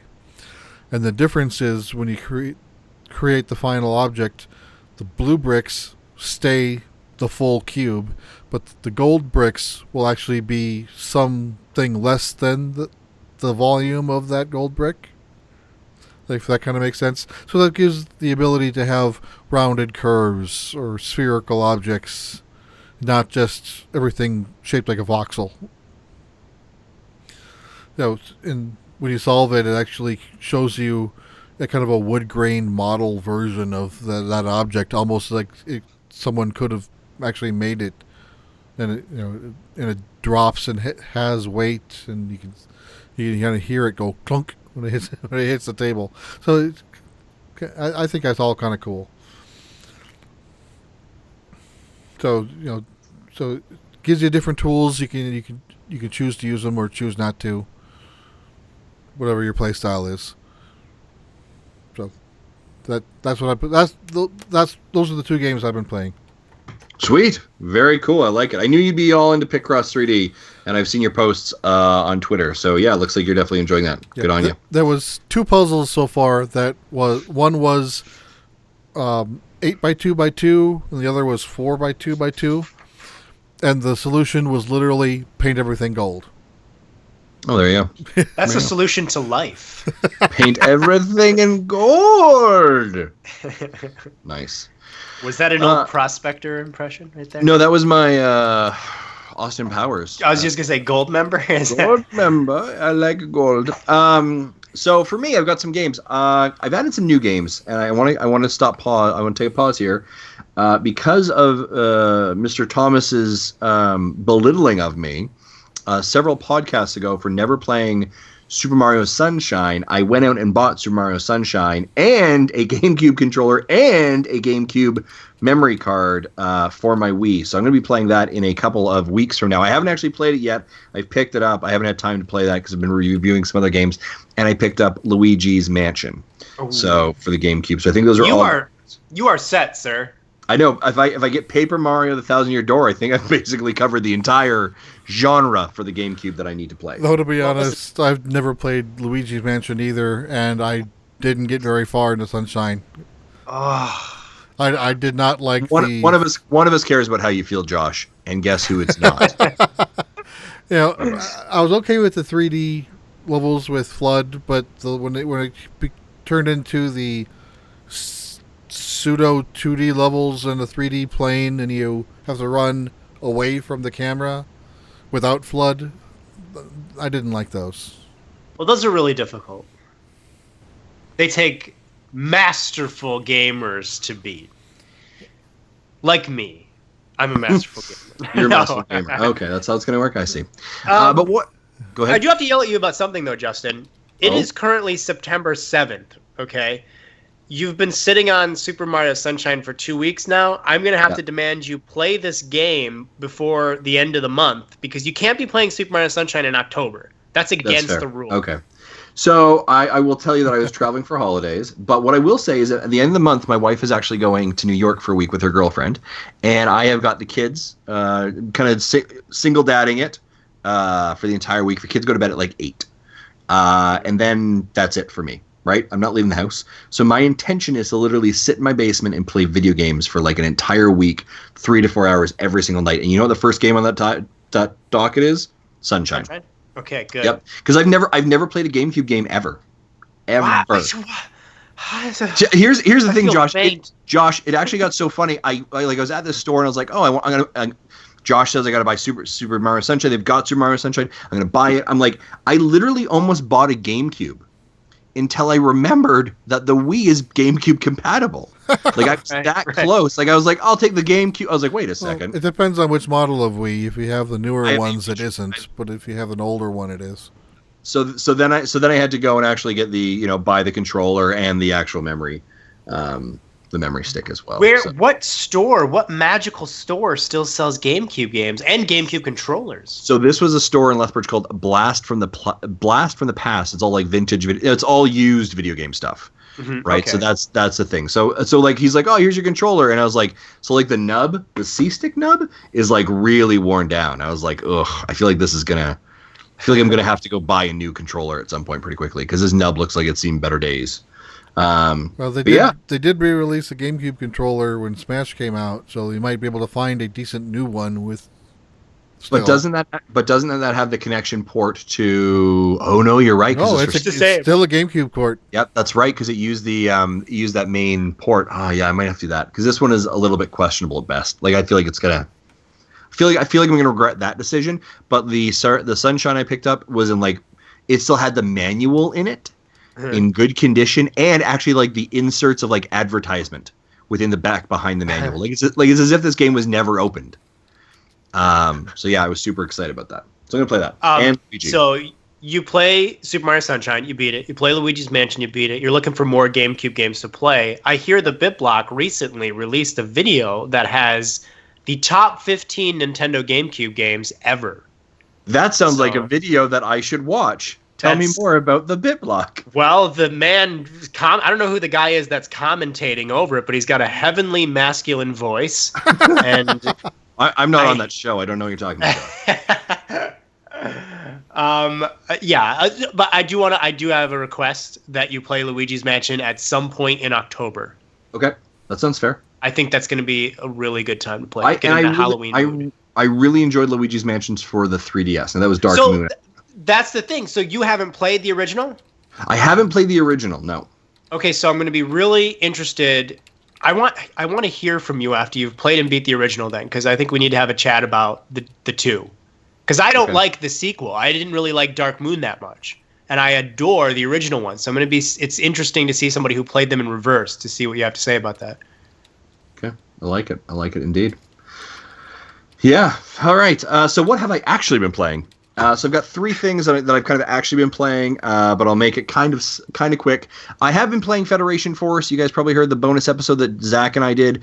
I'm not going to really talk a lot more about Federation Force because I think Zach actually did a fantastic job. I really enjoyed it. I think it's got a great online play functionality. I think there's some flaws from not being able to actually have a voice chat. I think it's probably the best situation is actually couch co-op, everyone in the same room yelling at each other is probably the best scenario for that, or using Skype. The single player mode is challenging, but they do a nice job balancing it. I find it a lot of fun. I think it's a great game. You should pick it up if you're looking for something fun to play. I think they took the Triforce model, and I think they kind of ramped it up a little bit, and I like that functionality about it. Second thing I've been playing is Axiom Verge. This came out last week. I've been super pumped for this. This is a spiritual successor. This is an homage. This is a love letter to Super Metroid.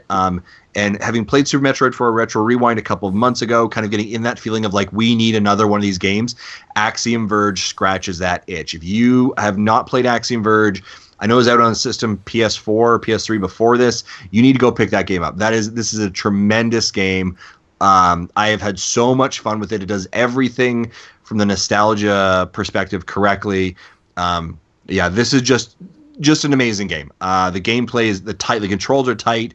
It feels like it should just be called Super Metroid 2, essentially. And it does like things of like, hey, this is exactly, you have to go to the left first to get your gun, and then go to the right to solve the door. Like, it teaches you how to play the game, teaches you the map system, which is very similar. I mean, there are even images and screenshots and pieces of design within the game that are like, that looks exactly like Metroid. So this is an incredible game. You got to pick it up. The next game I've been playing with my daughter, and it has been style savvy, fashion forward.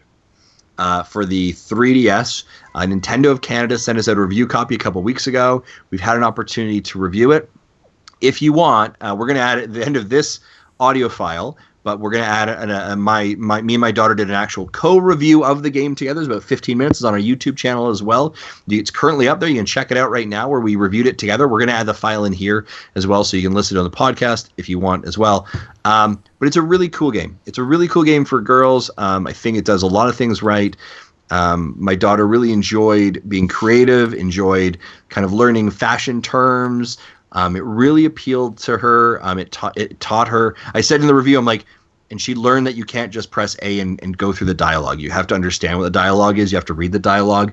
That's my probably one critique of it is it's a bit dialogue heavy. It's very chatty heavy, which for like a 7-year-old who just wants to like go, put an outfit on a girl and make them look pretty. It's kind of a bit like, okay, they just want to do that. And sometimes in that information, that dialogue, they miss the clues they need to do. But I also like how, so for example, they'll say something like, hey, this girl comes into the shop and she's like, hey, I want a goth t-shirt. Well, goth is not a normal word that like a 7-year-old's going to probably know, but it actually like if you click on the word goth, it opens up like it defines the word for them and it actually shows them pictures of what goth looks like. So that then when they're shopping for this other person to help them out, they understand what they're looking for. So I think it does a really good job of teaching kids kind of like it assists kids in understanding what their objective is, which I think was really great. There's some amiibo functionality, which is fun. There's some actually Animal Crossing Happy Home Designer kind of aspects to it, where you can actually like earn. You almost have like this miniature house that you can put stuff in it. Like, oh, here's a bed, here's a chair, and you can sort it and make it, which is kind of new, cool. So my daughter really enjoyed it. Rylan really, really enjoyed it. She says she gives it 5 out of 5, and she's like, it's 100. She was really impressed with it. So it's a really cool game for girls and for kids. I would recommend giving it a shot if you're interested. There's a demo version, I believe, on the eShop that you can check it out. And I think this is another thing of like. We don't really talk about this very often, but I think as a parent, make sure that you're playing the games that your kids are playing so that you understand what they're playing, especially in these young developmental years, so you can assist them in playing. This was a great example of like Rylan would be playing and then she'd come up and she's like, Dad, I don't really know what I'm supposed to do right now. Can you help me or where am I supposed to go? So we just kind of had to like work and coach her a little bit on that. But for the most part, she did really great. So I would recommend checking it out. That's, again, Style Savvy, Fashion Forward. Check out a review. Again, if you've got a young daughter, this is probably a fantastic game for you. Or for her. Maybe for you, too. I don't want to judge people. So is it all – so are these games all is it all like women's fashion? Yeah. Yeah, it's all women's fashion. There may, to be honest, so Josh, I played it for a couple of hours by myself. Like took her avatar and played, and she played for. I never saw men enter. I never saw because you have your own boutique. I never saw guys come in at all. It was all women. They'd come in and be like, "Hey, I've got this really cool party I'm going to tonight. I'm looking for an animal print T-shirt, and my budget is $300." So then you're like, "Oh, let me check if I got that." And you scroll through and you find like a shirt. And maybe it doesn't have animal print. You'll show it to her, and you're like, hey, what do you think of this? And they're like, I don't quite like it. I'm looking for animal print. You have to go through and find the animal print shirt. And then you give it to them. They're like, yeah, this is the best thing ever. I love it. And then they buy it, and then you get money. Your boutique gets money. And then you go to another mall later, and you spend that money that you've earned to buy other clothes that you sell at your boutique. So you get to go through and like choose outfits and choose things that you like. And you get to dress your avatar as well and walk around. You get to like visit a hairstylist and they can do crazy new hair for you. There's a whole community in town of people like you meet. So this one girl's like, hey, I work over at the garden. Come over and visit me later today and let's hang out. So later that day, you kind of leave your boutique and go hang out with her. And she's, very friendly and she wants to take pictures with you, and you take pictures and you kind of put them in these like little scenes. And then this other one, there's like a music club, like a nightclub. And it's like, hey, only come back at night and we'll party and watch like people here. And then you come back at night and there's like an air guitar kind of soloist doing their thing that you then talk to later. And he's like, hey, dude, I like air guitar. So it's kind of... So you throw him in the dumpster and you go back to the boutique. I know, right? Right. So it's very interesting for sure. I'm surprised that they've made a few of those games. I'm surprised that they haven't said, hey, let's put some dudes in here, because that could open up the gameplay a bit. Yeah, you would think, like I said, I mean, maybe it's some other level in there. All of a sudden it comes available, but at no point have I either entered that component yet where the dudes are available, but it's very girl focused for sure, right? Like that's the demographic they're aiming at. That's their target audience. I wonder if girls would want that. Would girls be like, "Oh, I get to do the guys' clothes too," or would they be like, "Boys, they have germs"? Yeah, I think you know, when so like with my daughter, when she was doing it, like she would kind of do the outfits and then she'd be like, "Oh my gosh, these girls look so pretty." Do you know what I mean? Like it was kind of, you know, it's kind of the same idea of like, you know, if I use the equivalent of something that happens here very common is that my daughters like to play Barbie, right? And like they never like to dress up Ken, they always like to dress up Barbie, right? Yeah. And I think because there's that, you know, there's that connection. I think that supports why they make those decisions. So I don't imagine that there's not a big dude. demand for that. No, probably not. But it's a very interesting game, like I said, for girls. That was very, very cool. And you know, it's a different game for sure. It's a different game, but it's got some of those, you know, again, some happy home designer aspects to it as well. And probably even a little bit of Animal Crossing, I would imagine, and some of that other stuff too, like, you know, picking out your outfit and meeting people and walking around. Like it feels like it definitely leans into some other Nintendo property ideas before. I mean, it's actually kind of funny. When you tap like the amiibo, like you tap Princess Peach, she comes on the scene like not Princess Peach, but a girl who kind of is supposed to look like Princess Peach, and she's wearing a little crown, Princess Peach's crown. And she says like, she says, "Oh, some of my hobbies are playing tennis and golfing, and whenever I get a free weekend, I love to go karting, right?" And you're like, well done. Like that was a nice, but it's not like it's a girl who isn't Princess Peach, but that amiibo triggers her, and on her head she's got the Princess Peach crown. And when you find her the outfit that she really likes, she gives you the crown as well, right? So there's some kind of nice tie-ins. I tapped in Waddle Dee, I think. No, King Dedede, and the girl came in with like a big star on the side of her hair, like in a barrette thing. So they do kind of a lot of those little like homages and touches to it as well. Is it like every amiibo? I don't think it's every amiibo. I don't think so. I was going to test that. I was like, should I start putting the Splatoon kids in here? But I went in and I actually checked. And the big ones that they focus on are Samus, Rosalina, and Peach. Those were the big ones that I suspect have very specific kind of characteristics or rewards you get from them. Where I think the King Dedede one just happens to be like the stock answer. And it just happened to be that, you know, there is a star in King Dedede and there is a star in this girl's hair. May have just been completely coincidental, but you'd have to do more research to find out. So, yeah. Whew, that's what I'm playing. I did forget to mention that Picross does have amiibo support.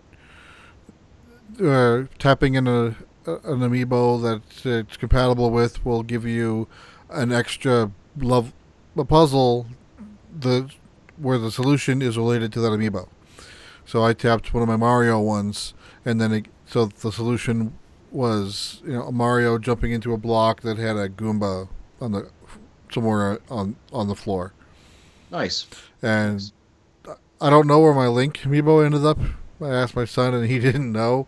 So I may have to wait until December to unlock that one if we can't find the first Link amiibo. That's fair. But other than that, the other 8 I don't own. Okay. So I might I don't know what I'm going to do with those. Nice. I don't think I want to spend another $100 in amiibo just to unlock 8 puzzles. No, probably not. In a $30 game. No, probably not a good idea. Let's head over to our community spotlight and talk a little bit about Josh. All right, Josh. So community spotlight. You've been on the show fair enough. Anything you want to promote, pimp, direct us to? What do you want to do, sir? You mean stuff that I've been doing? Yeah, like what have you been up to? Where should people do go watch some of your amazing stuff? Your direction has changed a little bit on the BitBlock in the last couple of months. So yeah, it has.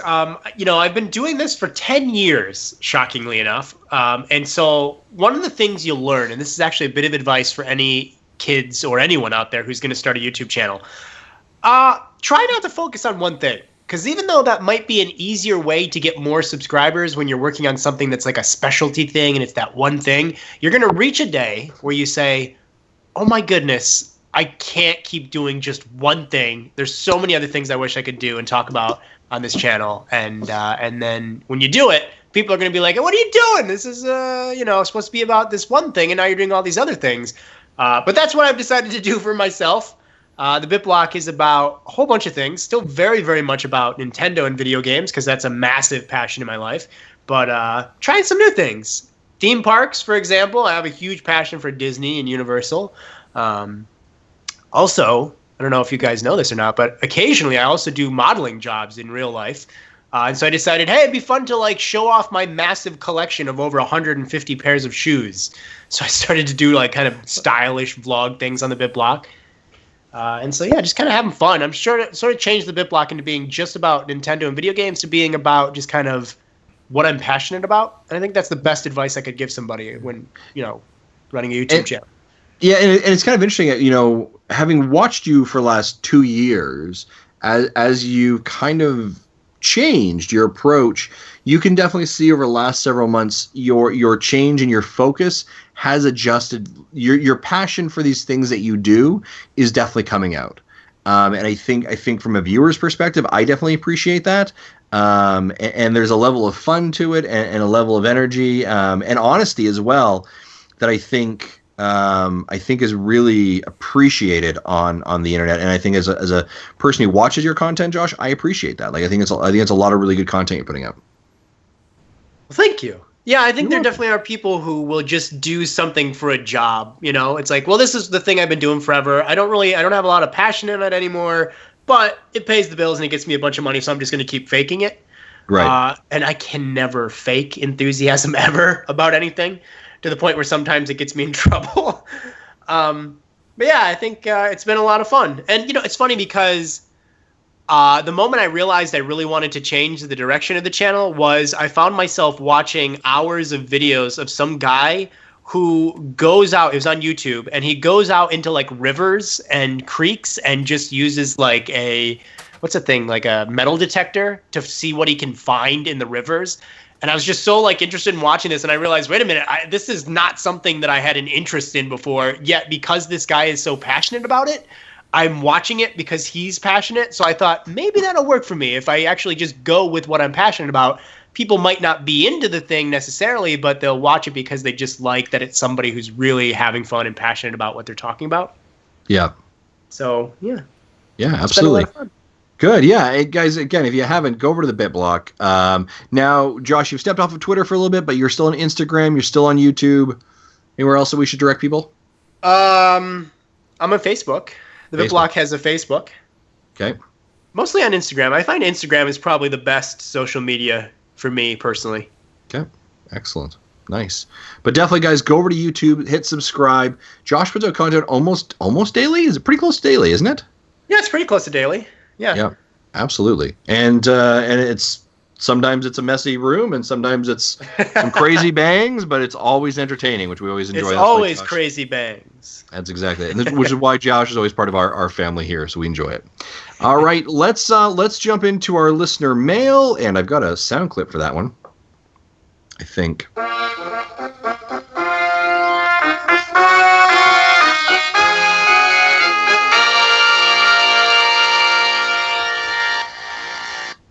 For not actually having the sound clip bar, I think I'm doing all right for myself. Our postman and our mail delivery stuff is brought to us by Patreon.com. Head over to Patreon.com/NintendoDads. For as little as $1 a month, you can help us make amazing content. So we appreciate that. We did have a voicemail that came in this week. We're not going to play it because we're having technical issues, but we're going to try and play it next week. And when I say technical issues, it's just because Zach's not here. All right, so we're going to go into our first piece of mail. This comes from Jamie. Hey, Nintendo Dads. Thanks as always for creating excellent content for Nintendo dork and dads like me. I love being able to listen to your show around the house with the kids without worrying about censorship topics or harmful language from my children. Justin has a couple now and then, but they're so few and far between that they're quite humorous. All I'm going to say, Jamie, is I'm sorry. Because I occasionally do slip. And when it comes out of my mouth, I'm like, son of a gun. Yes, but I will be more conscientious of this. My topic today is for the gaming side of the Nintendo Dads community. I'm interested in hearing upon Uncle Jesse's weigh-in and hearing of Zach's psychoanalysis. So I'm sorry you're not going to get Zach's psychoanalysis, but we might ask him next week. One of the most important aspects of gaming is ensuring the content and language that our children are exposed to is age appropriate. We live in the digital age where kids are exposed to filthy language earlier and earlier. Just this past week, my son had one of his friends over. They were playing Mario Kart together. His friend was gripping the controller furiously, biting the top of it, muttering the F word under her breath, and she crashed repeatedly into the wall. First, how do you best approach that situation? Second, how old were your kids when you had the language talk with them? And lastly, what worked and what didn't? If you need to label this podcast explicit, let me know beforehand. Have a great week, Jamie. Jamie, we're not going to label it explicit because we're going to be able to negotiate our way around these words. Josh, I'm looking at you specifically. I'm kidding. Listen, I've been the most gentlemanly on this podcast out of anyone that's ever been on it. You know what? True story. You know what? Oddly enough, I'll take a pause. You're the one I'm not worried about for when we have you and another person come on. You're not the one I'm worried about dropping language. I know which one. You know what I'm talking about. Who has to get his swears out before he comes on our podcast? I think I know that guy. I think you might know. Jesse, what are your thoughts on this whole language perspective? And I guess how do you approach it? How did you have language talks with your kids? Kind of. When I am not being mentally being professional, like at work or on podcasting, I am probably a very bad offender of swearing, and so my kids are familiar with me swearing even at a young age. And we said, hey, I understand I'm using words that you shouldn't use, so I don't get mad when they slip once in a while and use it. And even when they were younger, I say, hey, I heard that. Just watch what you're saying. Every once in a while, I really don't care. If it gets to be a really bad habit, then I would have been more firm. But in my case, I didn't really have to. Right. Now their kids are older. My oldest is 17, seeing rated R movies by herself. I'm getting to the point when she can say whatever she wants, and I'm not really going to care. Right. But if again, if she said that at 7, I would care. So it really depends on the age. So now, what about? I'm going to ask you this, Jesse. What about the situation where obviously they're trying to be very conscientious of the language that's being said in their house? I assume here, the friend has come over. The friend's dropping. This girl seems to be dropping some of the F-bombs, so to say. How would we combat that as a parent? I'd probably tackle it very similarly. Just saying, hey, I know she uses words. Your friend used words that we don't use in this house, and just try to keep that in mind that we don't use those words. There are better ways. Don't talk down to the children, but talk at their level. So depending on how old they are, 4 or 7, you'd have 2 completely different conversations. Right. But something simple, along those lines, as long as they understand, I think that should be. I don't think that one instance will cause your kids to start F-bombing. Right. Especially if you're on top of it and saying, "Hey, we don't do that here." Right. And I absolutely agree with that. I agree. You as the parent have to model the behavior and the language that you feel is appropriate around your children, right? If your children are hearing you cuss up a storm and they're younger or whatever age they're in an impressionable age, they're going to repeat those exact same things. Every once in a while here, I kind of, in my house, if I'm really passionate about something, I kind of, from my days of perhaps playing at the rugby pitch a bit too much, some language rolls out that's not appropriate. And my wife is very quick of like, hey, check it. And I'm like, absolutely, I apologize. And then you'll hear sometimes like my daughters will try and like drop a word, and it's just, you just kind of do that like, hey, no. And you kind of give that stern look of like, I know that I did it wrong, you shouldn't, right? And you begin to create and identify what words are appropriate words and what are inappropriate words. I think the thing that I want to lean into here a bit is the friend part. I would actually probably have a bit of a conversation, again, to Jesse's point, at that level with that friend, to be like, hey, Sally, I know you're really frustrated about the game, but that's not language that we accept here at this house. So if you want to continue to be a guest here, I just need you to change some of those languages that you're having. Because who knows what Sally's the behavior that Sally, again, I don't know the girl's name here, but that Sally's modeling, she may be getting that from home, where that in her household is acceptable language. However, you as the parent, as that individual, as that friend comes over, has to kind of create some boundaries, right? And I mean, I remember, when I was 7 or 8 and over at a friend's house, and you kind of drop an inappropriate word. I remember the parents give me an earful, right? And it's like, hey, do I need to call your mom and tell them the language that you're using here? And I'm like, no, ma'am, I'm fine, thank you. Yeah, I'm not. Yeah, depending on how bad the situation got, if it was just a few, like once or twice, I probably wouldn't even mention it to the friend, at least on that first visit. Definitely if it used to be a problem in the future, yeah, but I would focus it on my own kid, since your own kid's going to listen to you more than the friend will. Yeah, sure. That's just human nature. Yeah, and I think you're right there too, right? Like if you can create good language with your own children and understand these are unacceptable words.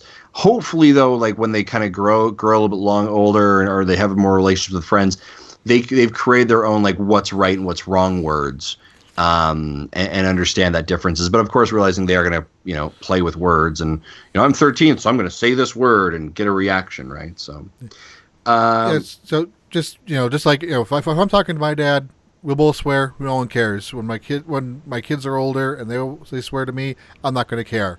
They're adults. We're adults. We're good. But it's that not so adult age of kids that you got to watch out for. Though this whole conversation does remind me of a funny story.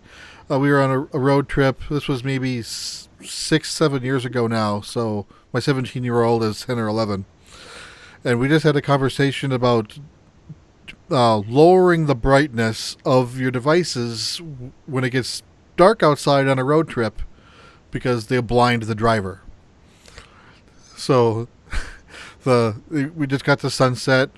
We asked my son nicely to lower his brightness, and he was a little bit slow at doing it because he was in the middle of a game, so he couldn't just stop what he was doing. And the older sister yelled, "Dim it!" Oh, nice. But we didn't hear dim it. We heard something else. We're like, what? Oh, now I know what you said. And everyone laughed in the car. And we still bring that up as being a funny moment. Nice. Josh, any language tips at all? Well, for this particular situation, if it keeps up, I would probably assume that actually like getting in touch with the kid's parents might be a good solution, because maybe the kid's parents don't want him saying that type of stuff, and Absolutely. he just feels like, well, I'm not at home, so I can get away with it. I'm not really sure. I think when you're a kid, that's very true. When you're a kid, it's like, I think you want to do, especially when you get to a certain age, you want to do or say the things that you weren't allowed to, and a lot of the times it's just a phase. Like for me, like language like that I kind of don't think is like cool or interesting, because I realize that it's like, oh, that's dumb, it's not smart or anything. But I think when you're a certain age, it's like, ooh, I'm 12 or 13, I can drop the F word or something like that. And I think mostly it's a phase. But yeah, I think if it happens a lot, maybe just like very casually and like friendly bring it up to the kid or maybe the parents. Absolutely. Yeah, absolutely. I like it. Hopefully, Jamie, that provides you some direction. Yeah. All right, next question comes in from Matthew Gibson. Hey, guys, I want to ask about crossovers, as there's talk a while back about potentially being one between Pokemon and Fire Emblem. First of all, what is your favorite combination of two franchises? And for the next question, which kind of crossover do you prefer? One is the kind that brings elements from both games and is recognizable to fans of either game and plays like one to, say, Hyrule Warriors or Layton versus Phoenix Wright? Or do you like games like the recent Tokyo Mirage Session where something completely new is born of the two franchise? Thanks, and can't wait for your 100th episode. Matthew Gibson. Josh, go. I'm trying to think of a game that was like a crossover between two things that I actually liked. I don't think I've ever liked a game that was like a crossover between two things. Can you guys think anything that I might have liked? I like how I'm saying, guys, answer this for me. But well, I know, he mentions the Layton and Phoenix Wright. Yeah, I'm a fan of both of those series, so I thoroughly enjoyed the crossover. It was a good blend of the two. The Pokemon Conquest game, however, I'm not a fan of grid-based strategy games, as that has been well documented over the years. So I didn't like that game, and I had my son try it out, and he wasn't a fan either. So it really depends on if you like the source content. Tokyo Mirage Sessions, that's a crossover game, and while it's primarily Persona with Fire Emblem characters on it, I'm enjoying it. If it was the other way around, like I initially thought this was going to be when first announced, it'll be a Fire Emblem game with Persona characters in it, I probably wouldn't like it as much, again, because of the grid-based thing. So it really depends on what you like and what aspects of what game are being taken. Josh? Yeah? Sonic and Mario at the Olympics. Oh, I hate those games. It's a combination. It's a crossover of two, and it's a new game. Okay, so I hate those games. Well, that's not true. I liked the first winter one. I thought that was well done. But other than those, I wasn't a fan. See, like when I think of crossover games, I just instantly, my mind goes to like Animal Crossing Amiibo Festival, where it's like, it's a Mario Party meets Animal Crossing experience. And I'm just like, oh gosh, it's the worst thing. So I feel like a lot of the times crossover games, just for me personally, in the type of games that I play, they end up being not as good as either of the two things they're trying to do. You know what I mean? Like, oh, they're trying to be this game and they're trying to be that game and appeal to both those audiences. But then for me, it's always just like, they're not as good as either of those things if they were standing alone. Well, What about Paper Mario, Josh? Because that is, I mean, take the Mario franchise and cross it together with RPG elements. Does that does that count? I don't really know. Well, that's more of like just here's Mario doing that genre. Yeah, that's a good point. Yeah, because Paper Mario is kind of a spin-off of the Mario RPG on Super NES. Yeah, that's a good point. So that Mario RPG pretty much spun off two franchises: the Paper Mario and then the Mario and Luigi games. Right. Is there any franchise that you guys would want to have come together? So that's the hard question. I just for the fun of it want to see Professor Layton and Luigi's Mansion cross together in like a Ghostbuster haunting theme with puzzles, paranormal exploring court cases. Well, see, that kind of a puzzle thing. Well, you said Professor Layton is Professor Layton court cases? That's Phoenix Wright. Phoenix Wright is the court cases. Okay, then Professor Layton, because it's like solving stuff, right? So yeah, the puzzle. I could see that being interesting. Having like the puzzle, the minigame puzzle type thing in Luigi's Mansion. That could be fun. I'd probably enjoy that more than Dark Moon, actually. So the way Layton and Phoenix Wright worked out is, it's not assuming, the game does not assume you've played both series. It probably assumes you played one or the other, or else otherwise you wouldn't care. But it does kind of have a tutorial section for both types of gameplay in case you haven't played those before. More so than, say, what Phoenix Wright 6 next week will be, or tomorrow will be. It'll have a little tutorial, but it won't be as very low level as Layton versus Phoenix Wright, and which is good, because if I came in only knowing Layton games and not knowing how to play Phoenix Wright games, I'd need that little bit of a tutorial. So, which on the other hand, I've played both, so I didn't need that tutorial, so it seemed a little chatty, but I understand why it's chatty. So you gotta have, take that grain of salt with it as well. Right. Tough question. Anyone and Josh, come up with anything else? Games that I would cross together? Yep. You know what? I would honestly say Animal Crossing and Mario Party, but do it right.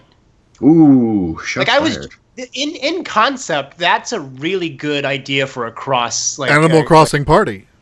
Right, like having all these fun mini games, like 50 plus mini games with Animal Crossing stuff, and multiple game boards and all that. Like that could have worked really well if they cared at all to have made it work. So I'm gonna stick with that. Okay, Chibi Robo meets Grand Theft Auto. That's the other thing I want. Nice. Wow. That would be fantastic. I like that. Or All right. I'm thinking along the lines of like a Zelda and Pokemon. Like, how would that work? That sounds silly. I don't know. Zelda and Or- Pokemon. Grand Theft Auto in Zelda. I'd like Well, to that's see. we're kind of getting that with without the violence with Breath of the Wild. True. This big open world kind of setting. And you get to steal horses. Yep. Get to break into the woodcutter's house or the farmer's house and steal his stuff. This is sounding like a really violent game. I don't want the Breath of the Wild anymore. I still think it's awesome that if you kill a bird with a fire-based weapon, you get meat that's already cooked. That's pretty good. All right, we're gonna end our mailbag there. Now we've got a couple other questions we did not answer, but this is becoming a supersized edition of Nintendo Dads. So we're gonna move some other questions over. Chris and Paul, we're gonna move your stuff over. But let's talk about what's happening in the next couple of weeks. So guys, we've got a lot of stuff coming up. I want to inform you of. On September 11th, our Retro Rewind episode for Castlevania is going to be coming out. The week of September 19th, we're going to be releasing our interview with Drinkbox Studios. We talked about their game Severed, which is coming out the week of. Coming out on September 22nd. So check that out. On September 21st, Derek Bittner from Game Explain is going to be joining us, and on September 28th, Jason Lepine from Nintendo Enthusiasts in the Indie Corner is going to be joining us. Plus, in October, episode 100 of the Nintendo Dads is going to be coming back on. Coming on. So we're excited for that. Lots in the pipeline as well. A couple other shout-outs and reminders. This month, for the month of September, the Retro Rewind game to be playing is Mega Man 2. So check that out. Mega Man 2 is a classic game. You got to be playing that. A couple of other shout-outs that I want to give. Guys, if you haven't, go over to our YouTube channel, subscribe to it. We've got some new animated shorts coming on. One's called the Nintendo News Systems, and another one's called Nintendo Redubs. And we're working with Gary Gray from the Broken Block YouTube channel to be making those videos. So check that out. And obviously, big thanks to Adam Leonard for the amazing Megadads commissions art that he does for us. Josh, before we kind of head out, anything else from you, sir? Anywhere else we should be directing people? Actually, you know what? I'm going to give you guys a little exclusive here. Okay. So, as many of you might know, I'm a huge fan of Halloween, and I'm starting to come up with a whole bunch of fun video features for Halloween. And one of the video features that I'm going to be working on and that will be going up in October is I'm doing these shorts where I'm making full paper sets of the original Luigi's Mansion, and I'm doing these like little puppetry, stop motion animation, Halloween themed videos for Luigi's Mansion, and they're called Paper Luigi's Mansion, and I'm very excited about it. That Wow. sounds incredible. It does. The amount of time and detail that I'm putting into this is a little bit crazy, but it's going to be pretty fun. When does the first one come out? I haven't decided when the first one's going to be up, but it'll be very early October. The whole month of October is just going to be tons and tons of Halloween-related, like, fun video coverage. But there's going to be 4 episodes. I storyboarded them, about 2 weeks ago. I'm starting to kind of, like, really get into, like, having a lot of the little sets and stuff done. So it's been really fun and really time-consuming, but lots of fun, and I can't wait till those go up. Awesome. Very cool. I am very excited to see those. Those will be amazing. So yeah, awesome guys. So make sure you go over to BitBlock, subscribe, and check out Josh's content when it's coming up in October. We're obviously going to promote on our YouTube, our Facebook, all of our social media things as well. And of course, guys, I very much doubt this is the last time you're going to hear Josh Thomas on this show. So Josh, thanks for coming on as usual. We got a 100th episode coming up soon, so I'm sure you'll be creeping your way into that as well. Yeah. Thank you very much for coming on and joining us. It's always great to have you talk about everything that you do and throw in some discussion points as well. It's always good to be. This is my favorite Nintendo podcast. Well, thank you. That's so nice of you. I wouldn't just say that loosely or whatever the term is. I've started. By the way, I don't even listen to podcasts, as I've mentioned before, and I listen to you guys. It's funny because I do recognize that because every once in a while you'll send me a message like as we're recording. Like you just heard something and you respond to it, and I was like, that is fantastic. So yeah, thank you very much. I appreciate that. So you know what, go suck it, Nintendo voice chat, we're better. I've never even heard a Nintendo voice chat. What is that? Oh, that's from IGN's podcast one. So yeah, we're pretty good. I like it. We're only like number 6 on iTunes for Nintendo, but whatever. All right. So I'm gonna hit our outro on the way out here, guys, and start giving you some information. Hit this bumper. Oh, there we go. All right. So, guys, as always, head over. You can follow us on all the social medias. Head over to Twitter. It's at Nintendo Dads. You can like us on Facebook, Nintendo Dads. Follow us on Instagram, Nintendo Dads. You can email us at nintendodads@gmail.com. Follow us on Twitch at Twitch TV. Of course, if you want to catch this show live, you can go to youtube.com/c/Nintendo Dads every Wednesday at approximately 9 o'clock Mountain Standard Time. But also, while you're over there on the YouTube channel, hit subscribe. We've got lots of exclusive, amazing content on our YouTube channel, just like Josh Thomas from the BitBlock. Also, if you like phones, you can use them. You can call us. Call and leave us a voicemail at 929-25-NDADS or 929-256-3237. Big thanks to OC Remix, the music that you're kind of hearing throughout the show. And if you want to buy some amazing, sweet Nintendo Dads merchandise, head over to tiny.cc/Nintendo Dads store, all lowercase. We actually already do have the iPhone 7 phone cases available in the Nintendo Dads logo if you want to do that. So go ahead and do that. Also, if you want to, download us from iTunes, Stitcher, Google Play Music, and check us out on VG Tribune. And if you want to change the world, give us a rating on one of those things. Tell us that you love us just like Josh does. Tell us that. We like it. For myself, for an absent but newly dadded Zach Erickson, Jesse Waldeck, and our amazing guests, Josh Thomas, that's it for today's Nintendo Dads. Thanks for tuning in. I got a bumper. I got another bumper. It's coming. Thank you for listening to Nintendo Dads. This is so much easier with an actual board. I can only imagine. Oh.